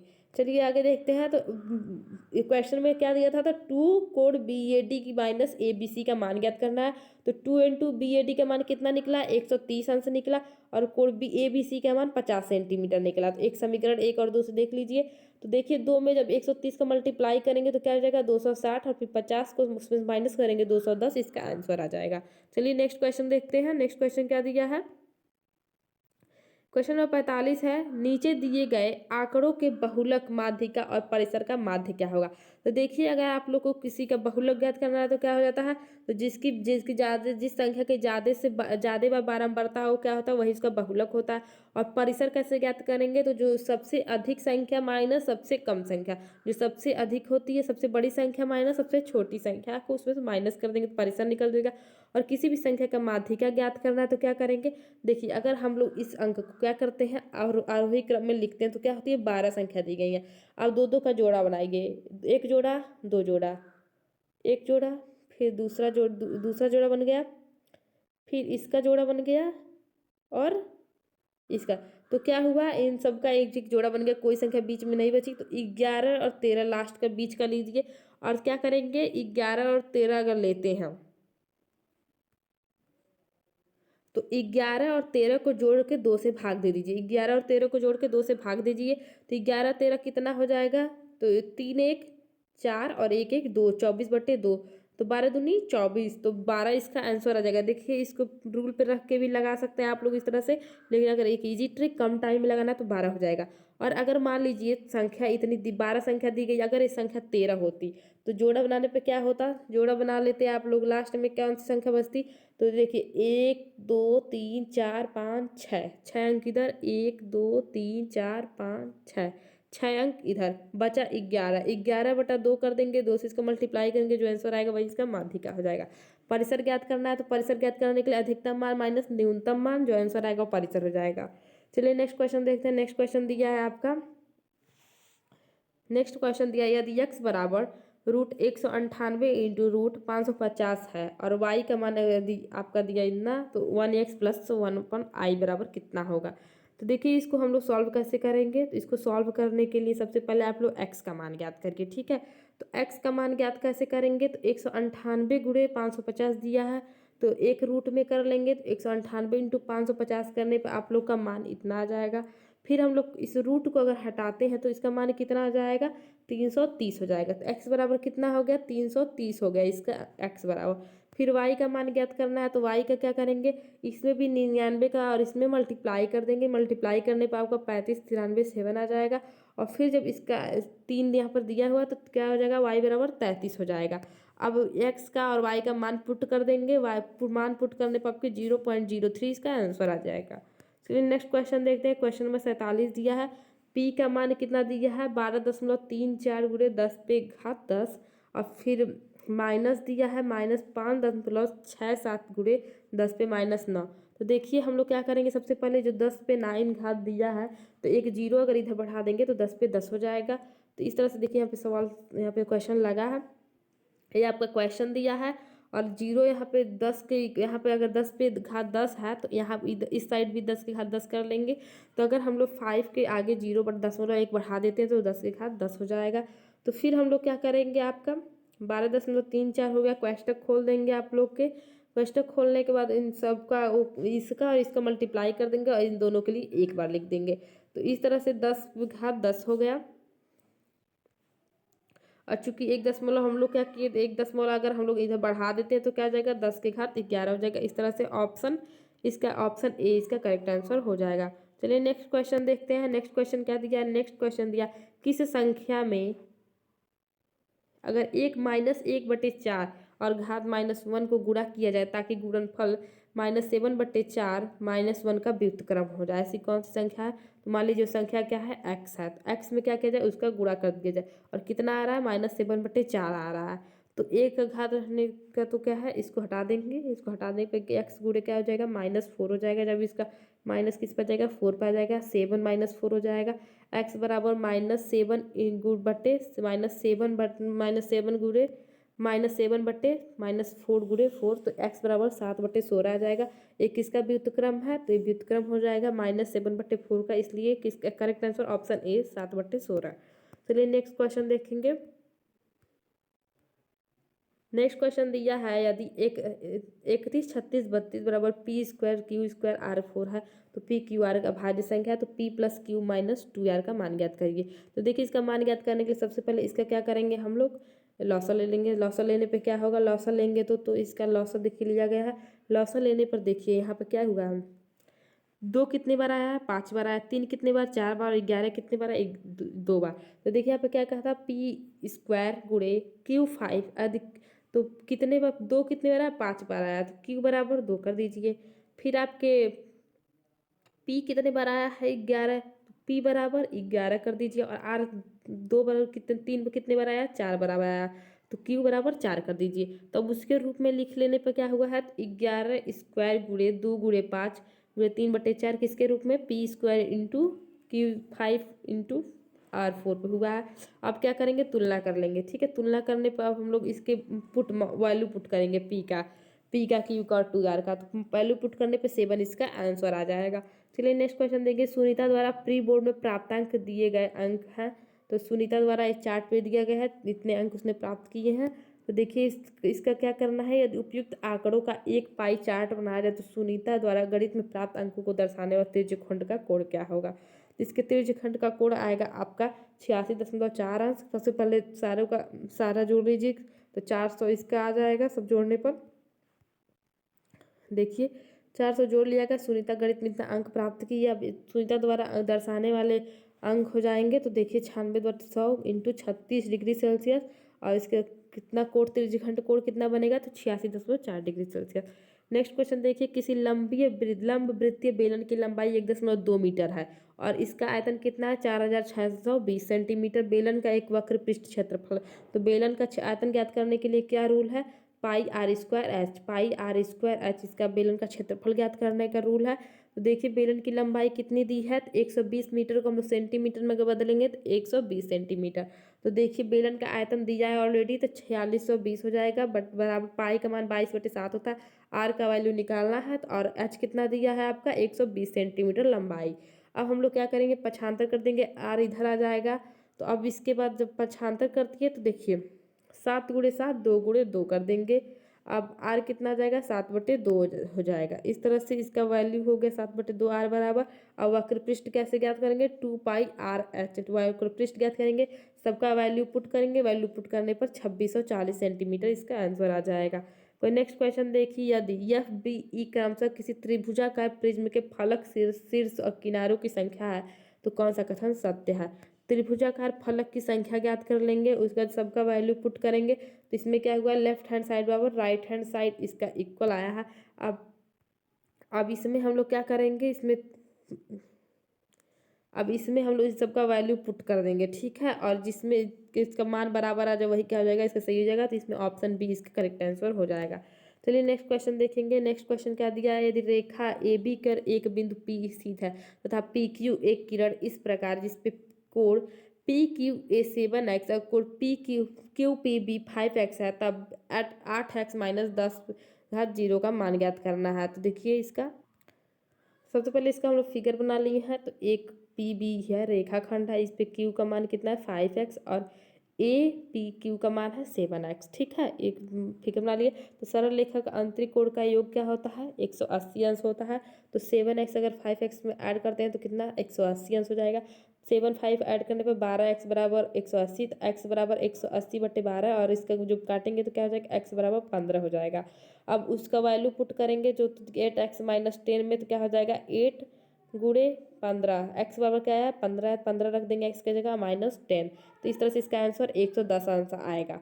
चलिए नेक्स्ट क्वेश्चन देखेंगे। नेक्स्ट क्वेश्चन दिया, किसी त्रिभुज पी क्यू आर की भुजा पी क्यू पर एस एक बिंदु इस प्रकार स्थित है, जैसे कि आर एस बराबर है किसके, पी एस के बराबर है, और पी एस किसके बराबर है, क्यू एस के बराबर है। यदि कोण पी क्यू आर, यदि कोण क्यू पी आर, कोण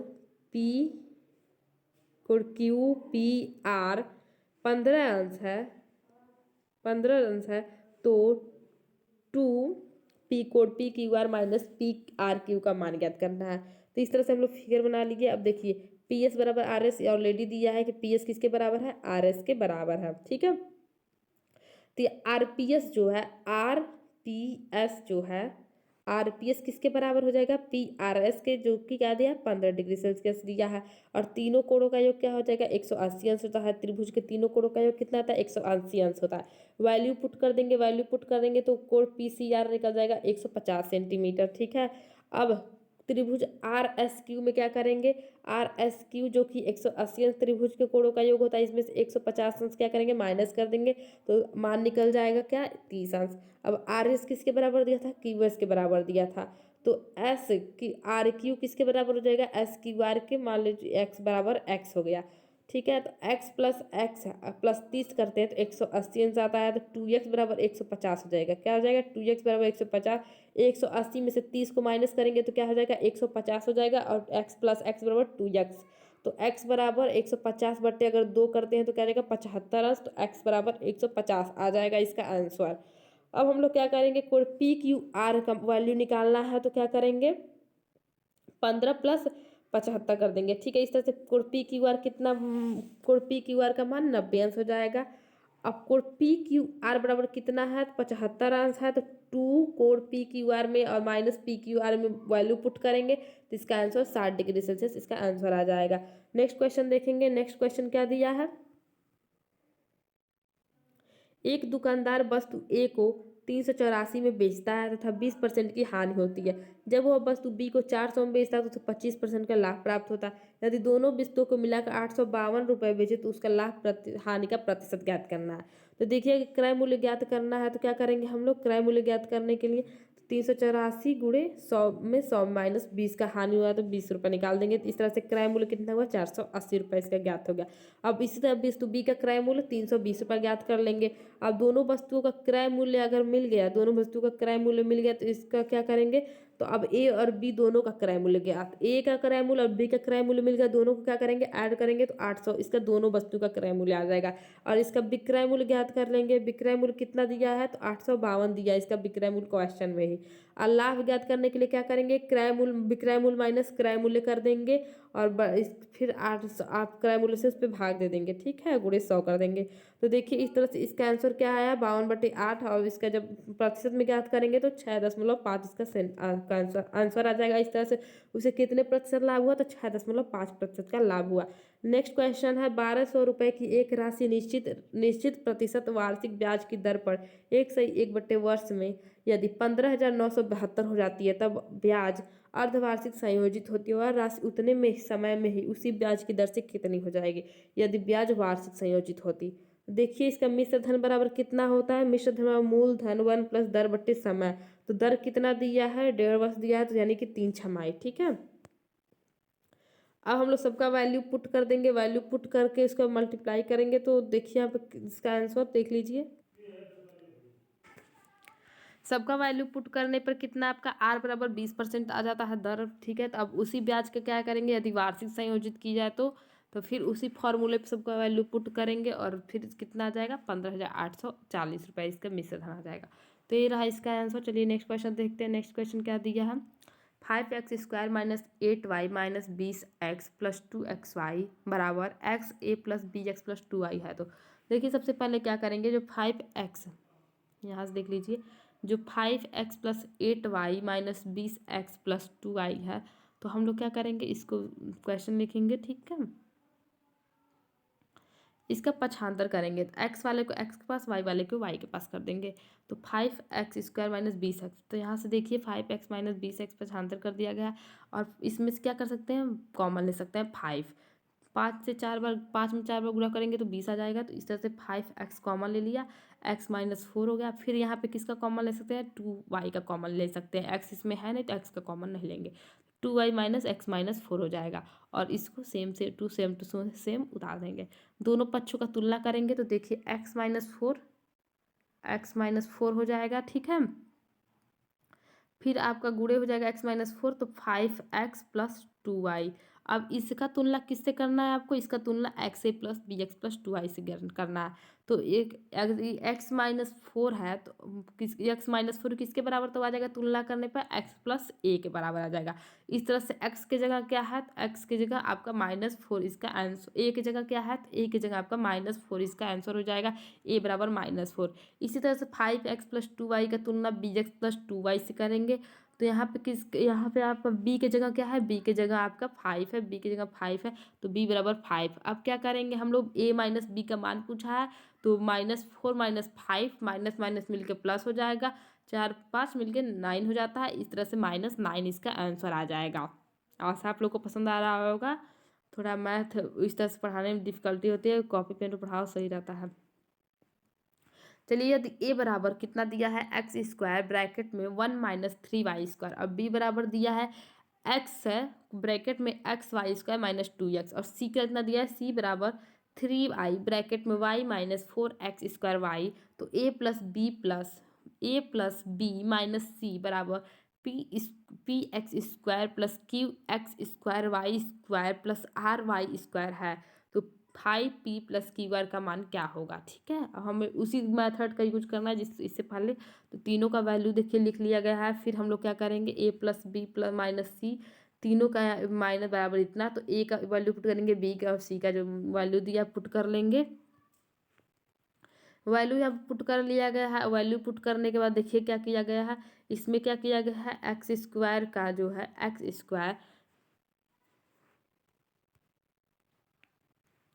x² का 1 मल्टीप्लाई किया गया, फिर 3y² में तो क्या हुआ, x² माइनस 3x² y² हुआ।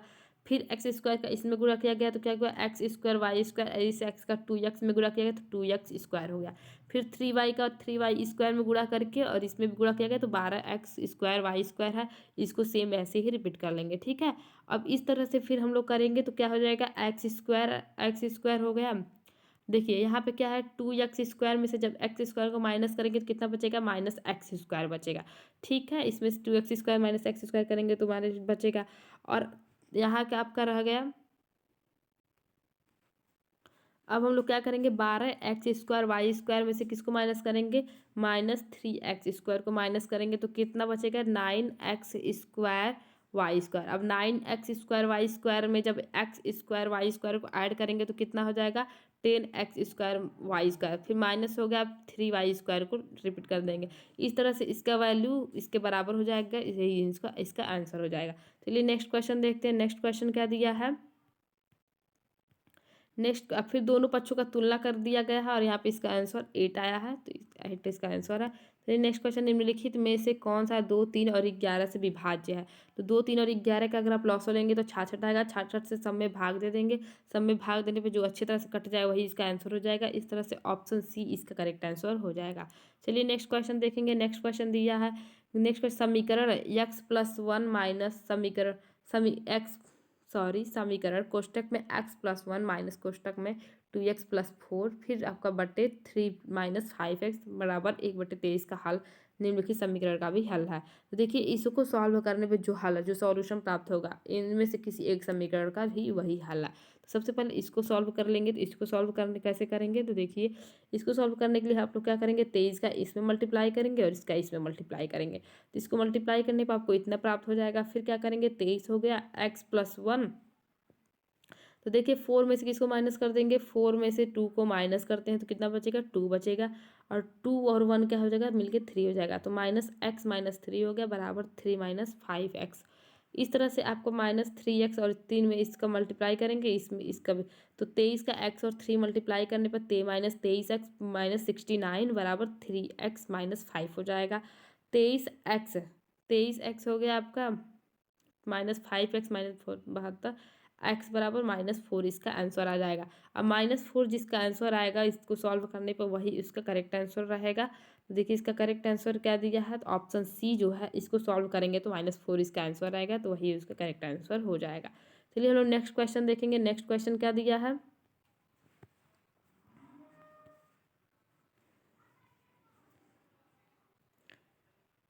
चलिए नेक्स्ट क्वेश्चन देखते हैं। नेक्स्ट क्वेश्चन दिया है कथन से रिलेटेड क्वेश्चन। अब यहाँ से आपके साइंस के क्वेश्चन शुरू होते हैं। साइंस पेडागोजी से रिलेटेड क्वेश्चन रहेंगे और साइंस से क्वेश्चन रहेंगे। तो अमाशय क्या करता है, हाइड्रोक्लोरिक अम्ल उत्पन्न करता है जो भोजन के भंजन में सहायता करता है। तो बिल्कुल सही। पाचक रसों की क्रिया करने के लिए अम्लीय माध्यम की आवश्यकता होती है।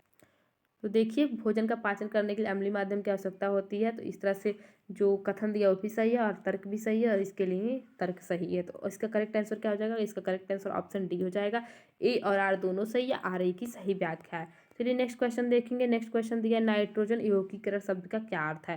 तो नाइट्रोजन फिक्सेशन का क्या अर्थ है, देखिए नाइट्रोजन यौगिकों का गैसीय नाइट्रोजन में रूपांतरण, मृदा में उपस्थित जीवाणुओं द्वारा अमोनिया के नाइट्रेट में रूपांतरण, फिर दिया मृत जैव पदार्थ में उपस्थित विद्यमान नाइट्रोजन का आपस मृदा में अभिमुक्त वापस छोड़ना, और ऑप्शन डी दिया जीवित प्राणियों के लिए अधिक प्रयोगालय प्रयोज्य के रूप में वायुमंडलीय नाइट्रोजन का रूपांतरण। तो ऑप्शन डी इसका करेक्ट आंसर है। देखिए नाइट्रोजन यौगिकीकरण का शब्द का अर्थ है वायुमंडलीय नाइट्रोजन का जीवित प्राणियों के लिए अधिक प्रयोगालय प्रयोज्य रूप में परिवर्तन। इस प्रक्रिया द्वारा पृथ्वी के वायुमंडल की नाइट्रोजन को अमोनिया या अन्य लाभदायक अणुओं में परिवर्तित किया जाता है। वायुमंडलीय नाइट्रोजन अपेक्षाकृत निष्क्रिय पदार्थ है जो नए पदार्थ यौगिकों के निर्माण के लिए अन्य रसायनों के साथ आसानी से प्रतिक्रिया नहीं करते, किंतु यौगिकीकरण की प्रक्रिया में जो नाइट्रोजन नाइट्रोजन बॉन्ड होते हैं नाइट्रोजन परमाणु को मुक्त कर देता है और ये मुक्त नाइट्रोजन दूसरे तरीके से उपयोग में लाया जा सकता है। तो ये रहा नाइट्रोजन यौगिकीकरण का अर्थ। चलिए नेक्स्ट क्वेश्चन देखेंगे। निम्नलिखित में से किस अवस्था में स्प्रिंग में न्यूनतम में कम से कम स्थितिज ऊर्जा रहेगी। तो देखिए यदि आप लोग स्प्रिंग को न खींचा, न स्पंदित किया गया, न खींचा गया और भूमि पर पड़ा हो, तो इस अवस्था में इसकी क्या रहेगी, स्थितिज ऊर्जा सबसे कम रहेगी। तो ऑप्शन ए इसका करेक्ट आंसर हो जाएगा। चलिए नेक्स्ट क्वेश्चन देखेंगे। उस समुच्चय की पहचान कीजिए जिसमें अनियतापी जीवों का समाविष्ट किया गया है।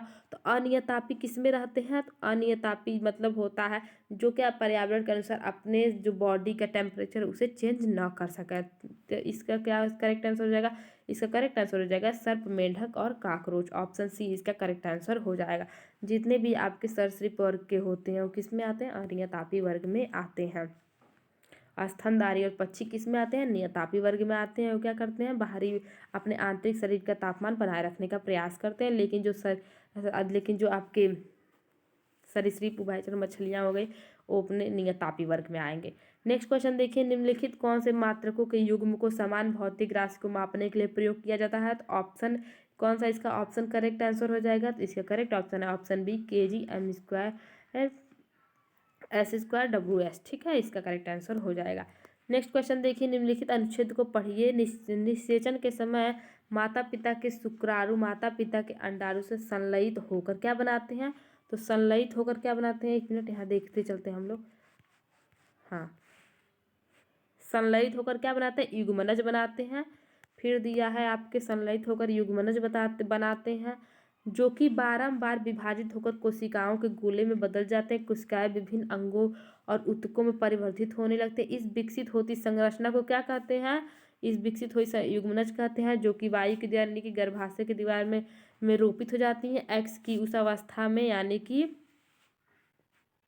युग्मज की उस अवस्था में जिसमें सभी शारीरिक भाग की पहचान होती है उसे क्या कहते हैं, भ्रूण कहते हैं। तो देखिए इसका कौन सा करेक्ट है, इसका करेक्ट आंसर क्या हो जाएगा, एक मिनट, गर्भ कहते हैं। देखिए तो हाँ, युग्मनज, भ्रूण, गर्भाशय और गर्भ। तो करेक्ट आंसर देखिए युग्मनज, भ्रूण, गर्भाशय और गर्भ। तो निषेचन के समय माता पिता के शुक्राणु और माता के अंडाणु संलयित होकर क्या बनाते हैं, युग्मनज बनाते हैं, जो कि बारंबार विभाजित होकर कोशिकाओं के गोले में बदल जाते हैं। कोशिकाएं विभिन्न अंगों और ऊतकों में परिवर्धित होने लगती हैं। इस विकसित होती संरचना को क्या कहते हैं, युग्मनज कहते हैं। क्या कहते हैं, नहीं, भ्रूण कहते हैं, भ्रूण कहते हैं,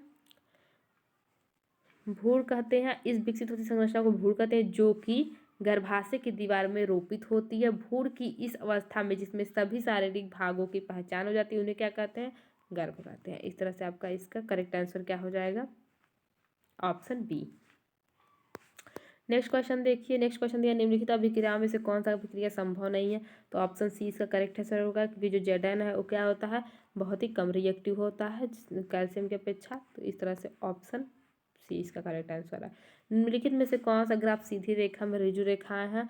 तो इसमें बताना है कि कौन सा ऐसा ग्राफ है जो सीधी रेखा में जाएगा।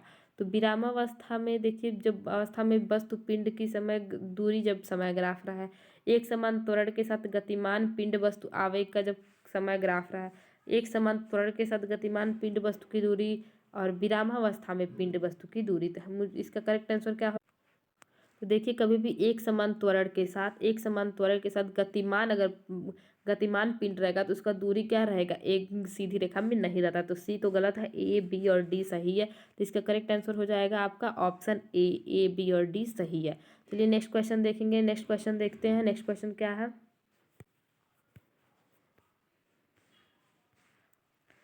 नेक्स्ट क्वेश्चन दिया है, द्रव, चार द्रव ए बी सी डी के घनत्व तो नीचे दिए गए हैं। तो अब इनका घनत्व तो नीचे दिया गया, तो देखिए क्या करना है, एक बिंब जो द्रव सी में तैरता है वह द्रव ए में भी तैर सकता है और नहीं भी। तो ये तो सही लग रहा है, क्योंकि इसका घनत्व तो उससे कुछ ही मात्रा में कम है। ऑप्शन बी देखिए, एक बिंब जो द्रव ए में तैरता है वो द्रव बी में भी तैर सकता है और नहीं भी। तो जो द्रव ए में तैरता है, जो बिंब द्रव ए में तैरता है वो द्रव बी में भी तैर सकता है और नहीं भी। तो ये तो गलत हो जाएगा, इसका घनत्व क्योंकि बहुत ज़्यादा है। अब देखिए सी दिया, एक बिंब जो द्रव में बी में तैरता है निश्चित रूप से भी ए में भी तैरेगा। तो निश्चित रूप से ए में नहीं तैरेगा, क्योंकि इसका भी घनत्व बहुत ज़्यादा है। एक बिंब जो द्रव सी में तैरता, तो इसका करेक्ट आंसर आपका ऑप्शन ए हो जाएगा। एक बिंब, जो कोई एक वस्तु, कोई ऑब्जेक्ट है जो द्रव सी में तैरेगा और द्रव ए में भी तैर सकता है। क्योंकि जो देखिए द्रव सी में जो तैरेगा द्रव ए में भी तैर सकता है और नहीं भी तैर सकता, इसलिए ऑप्शन ए क्या हो जाएगा, इसका करेक्ट आंसर हो जाएगा। चलिए नेक्स्ट क्वेश्चन देखेंगे, एक मिनट रुक जाइए। नेक्स्ट क्वेश्चन दिया है, विद्युत धारा एक सदिश राशि के। विद्युत राशि जो है एक सदिश राशि नहीं बल्कि अदिश राशि, इसमें परिमाण और दिशा का तो ज्ञात हो रहता है, लेकिन सदिश राशियों के जो गुणों का पालन नहीं करती है। तो इसका कथन क्या दिया, विद्युत धारा वह राशि है जिसके पास परिणाम उसका दिशा भी होती है। तो ये तो सही है, लेकिन इसके साथ परिणाम और दिशा होती है, लेकिन फिर भी अदिश राशि है, क्योंकि ये सदिश का पालन नहीं करती है, इसलिए ये गलत है। परंतु आर सही, ऑप्शन सी इसका करेक्ट आंसर हो जाएगा। नेक्स्ट क्वेश्चन देखिए, निम्नलिखित में से किन कोशिका अंगों के स्वयं डीएनए अंतर्वृष्ट है। तो लवक का भी स्वयं डीएनए होता है, माइटोकॉन्ड्रिया का भी और न्यूक्लियस का भी। तो ए बी और सी, लकृतिका का स्वयं डीएनए नहीं होता, तो A B C option C इसका करेक्ट आंसर हो जाएगा। चलिए नेक्स्ट क्वेश्चन देखते हैं। नेक्स्ट क्वेश्चन क्या दिया है, नेक्स्ट क्वेश्चन दिया है, निम्नलिखित में से कौन सा कथन जीवित जीवों के कोशिकाओं के संबंध में सही है। सभी सूक्ष्मदर्शी सूक्ष्म होते तथा इन्हें नग्न आंखों से नहीं देखा जा सकता। नहीं, कुछ सूक्ष्मदर्शी जो होते हैं उन्हें नग्न आंखों से भी देखा जा सकता। तो ये तो गलत हो जाएगा। ऑप्शन बी दिया, सभी की कोशिका भित्ति होती है। सभी की कोशिका भित्ति होती है, नहीं सभी की कोशिका भित्ति नहीं होती है। ऑप्शन सी दिया, सभी की केंद्रक झिल्ली होती है, नहीं ये भी गलत है। सेल वॉल जो है, जो सेल वॉल है वो आपका, सेल वॉल जो है वो जंतु कोशिकाओं में नहीं पाई, केवल मतलब पादपों में पाई जाती है। सभी की केंद्रक झिल्ली नहीं होती। और ऑप्शन डी दिया, सभी की कोशिका झिल्ली, हाँ सभी की कोशिका झिल्ली होती है, ऑप्शन डी ही केवल सही है। तो ऑप्शन ए इसका करेक्ट आंसर हो जाएगा, क्योंकि देखिए प्रोकैरियोटिक कोशिकाओं में केंद्रिक की झिल्ली नहीं होती, जंतु कोशिकाओं में कोशिका भित्ति नहीं होती। इस तरह से ऑप्शन डी ए इसका करेक्ट आंसर है। उस समुच्चय का चयन कीजिए जो कॉलम ए में दिए गए अपशिष्ट कचरे के प्रकार का। तो इसमें हमें क्या करना, सही मिलान करना कि कौन सा कचरा कितने टाइम में कंपोज होता है। तो प्लास्टिक की बोतल को कंपोज करने में कितना टाइम लगता है, तो इसमें सबसे अधिक क्या है, 4 वर्ष, 4 वर्ष लग जाएंगे। रेशमी रुमाल, रेशमी रुमाल कितने कितने टाइम लग जाएंगे रेशमी रुमाल के लिए, एक मिनट रुक जाइए, हाँ ठीक है। तो रेशमी प्लास्टिक की बोतल तो आपके 4 साल लग जाएंगे। प्लास्टिक की बोतल, रेशमी रुमाल के लिए नहीं नहीं, सॉरी सॉरी, प्लास्टिक की बोतल के लिए आपके लग जाएंगे अनेक वर्ष। ये सबसे अधिक अनेक वर्ष हो जाएंगे। रेशमी रुमाल के लिए आपके 4 वर्ष लग जाएंगे। सूती कमीज के लिए आपके लग जाएंगे 2 से 5 महीने। केले के छिलके के लिए आपके लग जाएंगे 1 से 2 सप्ताह। और कागज के लिए 10 से 30 दिन। तो इस तरह से आपका ये हो जाएगा सही मिलान। तो देखिए इसमें से क्या हो जा रहा है। तो इसमें से ऑप्शन बी जो है, ए का 5, बी का यार, सी का ए, और डी का, फिर आपका डी का दिया है सेकेंड। हाँ बिल्कुल सही। तो चलिए इस तरह से आपका ऑप्शन बी इसका करेक्ट आंसर हो जाएगा। चलिए नेक्स्ट क्वेश्चन देखेंगे। नेक्स्ट क्वेश्चन दिया है, एक ऊंचाई से 15 ग्राम द्रव्यमान का पंखा छोड़ा जाता है या पाया जाता है कि वो एक समान वेग से गिर रहा है, उस पर नेट बल कितना लगेगा। तो उस पर नेट बल 0 लगेगा जब तक कि आप उस पर कोई क्रिया खुद नहीं करते। तो न्यूटन का प्रथम सिद्धांत क्या है कि एक पिंड की अगर स्थिरता है तो अगर उस पर खुद भी बल नहीं लगाएगा तो उसका बल क्या रहेगा, 0 रहेगा, मतलब उसी समान रहेगा। तो उस पर लगने वाला बल क्या हो जाएगा, 0 हो जाएगा। तो ऑप्शन ए इसका करेक्ट आंसर हो जाएगा। चलिए नेक्स्ट क्वेश्चन देखेंगे। नेक्स्ट क्वेश्चन क्या दिया है। तो इसमें दिया है X3 आयन वाले तत्व X परमाणु माइनस द्रव्यमान 27 परमाणु क्रमांक 13 से प्राप्त हुआ है। तो X3+ में प्रोटॉन, इलेक्ट्रॉन, न्यूट्रॉन की संख्या बतानी है। ठीक है, तो देखिए प्रोटॉन की संख्या कितनी होती है। प्रोटॉन की संख्या किसके रहती है, परमाणु क्रमांक के। परमाणु क्रमांक 13 दिया है तो प्रोटॉन की संख्या बराबर 13 हो जाएगी। अब इलेक्ट्रॉन की संख्या ज्ञात करनी है तो परमाणु क्रमांक 13 दिया है minus ion valency. Ion valency 3 दी है। तो देखिए परमाणु क्रमांक 13 माइनस 3 हो जाएगा। तो इलेक्ट्रॉन की संख्या आपकी 10 आ जाएंगी। अब न्यूट्रॉन ज्ञात करना है तो परमाणु द्रव्यमान माइनस परमाणु क्रमांक। परमाणु द्रव्यमान कितना है, तो 27 परमाणु द्रव्यमान है, परमाणु क्रमांक 13 है। तो इस तरह से अब इलेक्ट्रॉन 14 हो जाएंगे। तो इलेक्ट्रॉन कितना है, 10 है, न्यूट्रॉन आपके 14, प्रोटॉन कितना है, 13 हो जाएंगे इसका आंसर। तो 14, 13, 13, 14 और 15, 13, 10 और 14, इस तरह से ऑप्शन डी इसका करेक्ट आंसर हो जाएगा। चलिए नेक्स्ट क्वेश्चन देखते हैं। नेक्स्ट क्वेश्चन दिया, उस समुच्चय की पहचान कीजिए जो द्विलिंगी फूलों को उत्पन्न करने वाले पादपों से बना है। तो द्विलिंगी मतलब जो नर और मादा दोनों प्रकार के जिसमें यौन पाया जाए। तो इसका करेक्ट आंसर क्या हो जाएगा, इसका करेक्ट आंसर है सरसों में भी दोनों नर मादा पाए जाते हैं, गुलाब में भी, पिटूनिया में भी। ऑप्शन बी इसका करेक्ट आंसर हो जाएगा। चलिए नेक्स्ट देखेंगे, कथन, गलत कथन की पहचान करनी है। तो दुमती मिट्टी मृदा की अपेक्षा चिकना मृदा अधिक सुवरित होता है। नहीं, ऑप्शन बी दिया, दुमती मृदा की तुलना में चिकनी मिट्टी अधिक उर्वरक होती है। ऑप्शन सी दिया, दुमती मृदा अधिक चिकनी मृदा की अपेक्षा जल क्षारण क्षमता बेहतर होती है। डी दिया, चिकनी मृदा के कणों का अमाप दुमती मृदा के कणों के अपेक्षाकृत बहुत छोटा होता है। बहुत, ये भी सही है, ऑप्शन डी भी सही है, सी भी सही है, बी भी सही है। ए जो है, दुमती मृदा की अपेक्षा चिकनी मृदा अधिक सुवातित यानी लॉमी सॉइल होती है। तो इसलिए ऑप्शन ए गलत है। ठीक है, चलिए नेक्स्ट क्वेश्चन देखेंगे। नेक्स्ट क्वेश्चन क्या दिया है। नेक्स्ट क्वेश्चन दिया है आपका, नेक्स्ट क्वेश्चन दिया है, सॉरी इसके लिए, नेक्स्ट क्वेश्चन दिया है, निम्नलिखित में से कौन सा पदार्थ माचिस के निघर्षक पृष्ठ पर विद्यमान होता है। तो माचिस जो होती है, जो उसके निघर्षक पृष्ठ पर विद्यमान रहता है, उसमें कांच का चूड़ और लाल फास्फोरस होता है। और भी जो पदार्थ होते हैं वो भी बता देती हूँ। तो उसमें और कौन कौन से पदार्थ होते हैं, पोटेशियम भी होता है, potassium chlorate, sulphur, antimony sulphide, glue, रंगीन प्रकाशक भी उपस्थित होते हैं। इसीलिए जब आप माचिस का तीली उस पर घिसते हैं तो आग जलने लगती है। चलिए देखिए, ए और बी अपने हार्मोन तब स्रावित करते हैं जब उन्हें सी से आदेश मिलता है। तो आदेश देने वाली ग्रंथि पीयूष ग्रंथि होती है। तो पीयूष ग्रंथि देखिए किस ऑप्शन में है, तो पीयूष ग्रंथि आपका ऑप्शन डी में दिया है ऑलरेडी। तो ऑप्शन डी ही इसका करेक्ट आंसर होगा। तो ऑप्शन डी, तो पीयूष ग्रंथि अग्नाशय और थायराइड अपने हार्मोन को तब स्रावित करेगी जब उन्हें पीयूष ग्रंथि से क्या मिलेगा, आदेश प्राप्त होगा। तो ऑप्शन डी इसका करेक्ट आंसर है। हाँ चलिए नेक्स्ट क्वेश्चन देखेंगे। नेक्स्ट क्वेश्चन क्या दिया है। नेक्स्ट क्वेश्चन दिया है, सूची छिद्र कैमरे द्वारा निर्मित प्रतिबिंब वास्तविक होता है। निम्नलिखित में से कौन सा कथन इस तथ्य की उपयुक्त व्याख्या करेगा। तो सूची छिद्र कैमरे से निर्मित प्रतिबिंब कैसा होता है, वास्तविक होता है। तो ऑप्शन ए दिया, प्रकाश छोटे से मुख से प्रवेश किरणें वितरित हो जाती है, कभी वितरित नहीं होंगी। ऑप्शन बी दिया है, प्रकाश सीधी रेखा में गमन करते हैं। ऑप्शन सी दिया, प्रकाश ऊर्जा का एक स्वरूप है। ऑप्शन डी दिया, प्रकाश जब एक माध्यम दूसरे में गमन करते पथ परिवर्तित कर देती है। तो ऑप्शन बी और सीधी रेखा में प्रकाश गमन करती है, इसका करेक्ट आंसर हो जाएगा। चलिए नेक्स्ट क्वेश्चन देखेंगे। मुक्त उत्तर प्रश्न की पहचान करना है, मतलब मुक्त उत्तर वाले जिसमें कितना भी आंसर लिख सकते हैं सोच समझ के खुद। मानव ने सेलुलोज को क्यों नहीं पचा सकता। सेलुलोज किससे बना होता है, एक शब्द। क्या होगा यदि मानव सेलुलोज को न पचा सके। तो मानव सेलुलोज को क्यों नहीं पचा सकता, इसका भी आंसर एक शब्द, बी का भी आंसर एक शब्द, और डी दिया 5, ऐसे इसका भी आंसर 5 जीव के नाम बताने हैं, तो सीमित है। तो इस तरह से ऑप्शन सी जो है मुक्त उत्तर वाला प्रश्न है, इसमें खुद सोच के लिखना है, इसका उत्तर कितने भी जगह लिख सकते हैं आप, कितना भी बड़ा। तो निम्नलिखित में से कौन सा स्कूलों में वर्तमान में पालन होने वाले पाठचर्या संबंधी गतिविधियों में संबंध में सही नहीं है। तो ये हो गया आपके साइंस पेडागोजी के क्वेश्चन। तो देखिए हमको बताना है इसका करेक्ट आंसर। तो कूट से रिलेटेड है। प्रारंभिक कक्षाओं में विज्ञान और गणित को एक एक रूप से विज्ञान और प्रौद्योगिकी की तरफ पढ़ाया जाता है। तो देखिए प्रारंभिक कक्षाओं में विज्ञान को गणित और प्रौद्योगिकी के रूप में नहीं, सामाजिक विज्ञान और सामाजिक विज्ञान को एकीकृत रूप में और ईवीएस की तरफ पढ़ाया था। ऑप्शन सी इसका सही है, लेकिन ये गलत है। फिर बी कह दिया माध्यमिक कक्षाओं में भौतिकी रसायन एवं जीव विज्ञान। हाँ, तो माध्यमिक कक्षा में भौतिक रसायन और जीव विज्ञान को एकीकृत रूप में विज्ञान की तरफ पढ़ाया था। तो बी और सी सही है, तो ऑप्शन ए इसका करेक्ट आंसर हो जाएगा। चलिए नेक्स्ट क्वेश्चन देखें। क्वेश्चन नंबर 83 दिया है। विद्यार्थियों के एक समूह की एक ऐसी गतिविधि का संलग्न किया गया जिसमें वे बीकर में सामान्य नल के पानी का क्वथनांक माप रहे हैं। निम्नलिखित में से कौन सा इस पर कार्य करने के लिए उपयुक्त संकेतक नहीं है।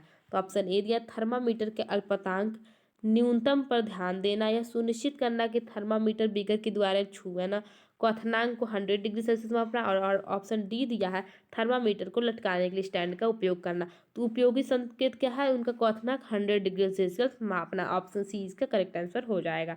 चलिए नेक्स्ट क्वेश्चन देखेंगे। नेक्स्ट क्वेश्चन क्या दिया है। निम्नलिखित में से किसको स्कूली विज्ञान पाठचर्या में सामाजिक वैज्ञानिक मामलों जैसे कि जीएम भोजन को सम्मिलित करने के लिए एक मान्य वैध कारण के रूप में शामिल नहीं किया जा सकता है। तो ऑप्शन ए दिया तर्क वितर्क कौशलों को विकसित करना, तो बिल्कुल ये तो शामिल किया जा सकता है। विज्ञान के प्रकृति के संबंध में सहायक समझ बनने में सहायक, तो ये भी सही है। ऑप्शन सी साक्ष्य आधारित तर्क में संलग्न रहने की क्षमता को विकसित करना, तो ये भी सही है। ऑप्शन डी दिया है एक निश्चित विद्या विशेष के रूप में विज्ञान की अनुशंसा करने में सहायक। तो देखिए एक निश्चित नहीं कभी कुछ करना है, ठीक है, तो डिसिप्लिन नहीं करना, तो इसलिए ऑप्शन बी क्या हो जाएगा, शामिल नहीं किया ऐसा। ऑप्शन बी डी इसका करेक्ट आंसर हो जाएगा। नेक्स्ट क्वेश्चन दिया है कक्षा 8 में जीवों में श्वसन पाठ पढ़ाने के पश्चात शिक्षिका अपने विद्यार्थियों के साथ निम्नलिखित गतिविधि करती है। वे 3 परख नलियाँ लेती है तथा प्रत्येक में 3 से 4 चौथाई को जल को भर देती है। एक शिक्षिका है जो कक्षा 8 में जीवों में श्वसन पढ़ा रही है। शिक्षिका कर रही है, एक परख नली लेती है और उस परख नली में क्या करती है, 3 परख नलियाँ लेती है और परख नली में क्या करती है, 3 चौथाई भाग जल से भर देती है, ठीक है। परख नलियों ए बी सी में पूर्ण रूप से अंकित करते हुए परख नली ए में घोघा डाल दे रही है, परख नली बी में पादप और सी में घोघा डालती है, पादप दोनों में रख देती है शिक्षिका। तब विद्यार्थियों को पूछते किस परख नली में CO2 का उच्चतम सांद्रण होगा। इस मामले में शिक्षिका किस कौशल पर बल देती है। तो इसमें किस कौशल पर बल देती है, तो ऑप्शन ए पूर्वानुमान लगाने पर बल देती है। ऑप्शन ए इसका करेक्ट आंसर हो जाएगा। चलिए नेक्स्ट क्वेश्चन देखेंगे। 86 पाठ्य पुस्तक में विस्तारित अधिगम मीन्स क्या होता है, एक्सटर्नल लर्निंग के भाग के रूप में प्रस्तावित गतिविधियों के संबंध में निम्नलिखित में से कौन सा कथन सही नहीं है। तो कौन सा कथन सही नहीं है वो बताना है आप लोग को। तो ऑप्शन ए दिया है आपके ऑप्शन ए दिया, ये बच्चे के ज्ञान व कौशल के रंग पटल के महत्वपूर्ण मूल्य संवर्धन है, तो ये तो सही दिया है। ऑप्शन बी दिया ये विद्यार्थियों के मूल्यांकन का महत्वपूर्ण आधार बनती है, बी भी सही है। सी दिया इनमें से कुछ में विद्यार्थियों द्वारा विभिन्न प्रकार की सूचना एकत्र स्वयं निष्कर्ष करने के लिए आवश्यकता होती है। तो देखिए इसमें सही नहीं बताना, ठीक है आप लोग को। तो इसमें से निष्कर्ष करने की आवश्यकता होती है, ऑप्शन डी दिया इनमें से कुछ बहुबृहत रूप से विशेषज्ञों शिक्षकों समाज के अंतक्रिया को बढ़ाती है। तो इसमें मूल्यांकन का महत्वपूर्ण आधार नहीं बनना, तो ऑप्शन बी इसका गलत हो जाएगा। तो ऑप्शन बी ही इसका करेक्ट आंसर हो जाएगा। चलिए नेक्स्ट क्वेश्चन देखेंगे। विज्ञान की पाठचर्या विषय वस्तु की वैधता के संदर्भ में निम्नलिखित में से कौन सा सामान्यतः परिलक्षित नहीं होता है। तो इसका करेक्ट आंसर ऑप्शन पहले देखते हैं। तो कौन सा परिलक्षित नहीं होगा, सामग्री अद्यतन है, द कंटेंट इज अनअपडेटेड। तो अगर कंटेंट ही अनअपडेटेड रहेगा तो गलत हो जाएगा ना। हाँ, अवधारणाएं यथार्थ निरूपित है, ऑप्शन सी कुछ भी शिक्षार्थियों के लिए अवधारणाओं को तुच्छ बनाया गया है। तो इसका करेक्ट आंसर क्या हो जाएगा, ए और बी। देखिए सी क्या है, ए गलत है, और ए और बी क्या हो जाएंगे, सही हो जाएंगे। तो ए और बी इसका करेक्ट आंसर है, ऑप्शन बी यानी इसका करेक्ट आंसर हो जाएगा। निम्नलिखित में से किसे टीम दल शिक्षण के लिए सबसे उपयुक्त तरीका धारण के रूप में शामिल किया जा सकता है? तो ऑप्शन ए दिया है बृहद अमाप वाली कक्षाओं के लिए एक प्रभावी रणनीति है। ऑप्शन बी दिया है विविध सुविज्ञात वाले विद्यार्थियों के लिए लाभ पहुंचाता है, आकलन कोई कार्य को सरल बनाता है। और ऑप्शन डी दिया यह विद्यार्थियों की भागीदारी में वृद्धि करता है। तो इसका करेक्ट आंसर हो जाएगा यह विविध सुज्ञाता वाले विद्यार्थियों को लाभ पहुंचाएगा। ऑप्शन बी इसका करेक्ट आंसर हो जाएगा। चलिए नेक्स्ट क्वेश्चन देखेंगे। निम्नलिखित में से कक्षा 7 के विद्यार्थियों के लिए गोली दर्पण के प्रतिबिंब रचना की अवधारणा को प्रस्तुत करने की सबसे उपयुक्त गतिविधि कौन सी होगी? तो कक्षा 7 में अगर गोली दर्पण पढ़ा रहा है तो उनके प्रतिबिंब रचना प्रस्तुत करने की सबसे उपयुक्त गतिविधि क्या होगी, ये बताना है आपको। तो देखिए इसका एक समतल दर्पण के विभिन्न अवस्थित विद्यार्थियों को समतल दर्पण के विभिन्न अवस्थिति में अपने प्रतिबिंबों का अवलोकन करने के लिए कहना, विद्यार्थियों को चमकीले स्टील चम्मच के साथ खेलना तथा उसमें अपने प्रतिबिंबों का अवलोकन करने के लिए कहना, विद्यार्थियों को परावर्तन के साथ नियम स्पष्ट किए और विद्यार्थियों को वर्क दर्पण किरण आलेख में आरेखन। तो विद्यार्थी को सबसे मजा किस में आएगा? स्टील के चम्मच के साथ खेलने में, इंजॉय करके उनको पता चल जाएगा प्रतिबिंब के बारे में। इसलिए ऑप्शन बी क्या हो जाएगा? इसका करेक्ट आंसर हो जाएगा। निम्नलिखित में से कौन सा इस कथन में परिलक्षित नहीं होता कि अच्छी विज्ञान शिक्षा बच्चे के अनुकूल जीवन के अनुकूल विद्या विशेष अनुशासन के अनुकूल है? तो ऑप्शन ए देखिए, ऑप्शन ए दिया है विज्ञान शिक्षा को विज्ञान संबंधी प्रक्रियाओं को अर्जित करने में विद्यार्थियों को सहायता करनी चाहिए, अनुशासन के अनुकूल बताना, अनुकूल जो हो, ठीक है। ऑप्शन बी दिया है आपका विज्ञान शिक्षा को बच्चे के उसके आसपास के वातावरण के बीच की कड़ी बनानी चाहिए, विज्ञान शिक्षा को विद्यार्थियों को स्कूल का अनुशासित रहने के लिए प्रशिक्षित करना चाहिए। और ऑप्शन डी दिया है विज्ञान कक्षा कार्य को विकासात्मक रूप से उपयुक्त होना चाहिए। तो देखिए विद्या विशेष में अनुशासन के लिए अगर अनुकूल पूछेगा तो क्या हो जाएगा? ऑप्शन सी इसका करेक्ट आंसर हो जाएगा। चलिए दोस्तों अगला क्वेश्चन देखते हैं। तो अब ये रहा आपका साइंस का लास्ट क्वेश्चन। अब अगले वीडियो में आप लोगों को किस सब्जेक्ट से रिलेटेड क्वेश्चन चाहिए आप लोग कमेंट करके बताइए। चलिए मिलते हैं नेक्स्ट वीडियो में। Tata bye bye.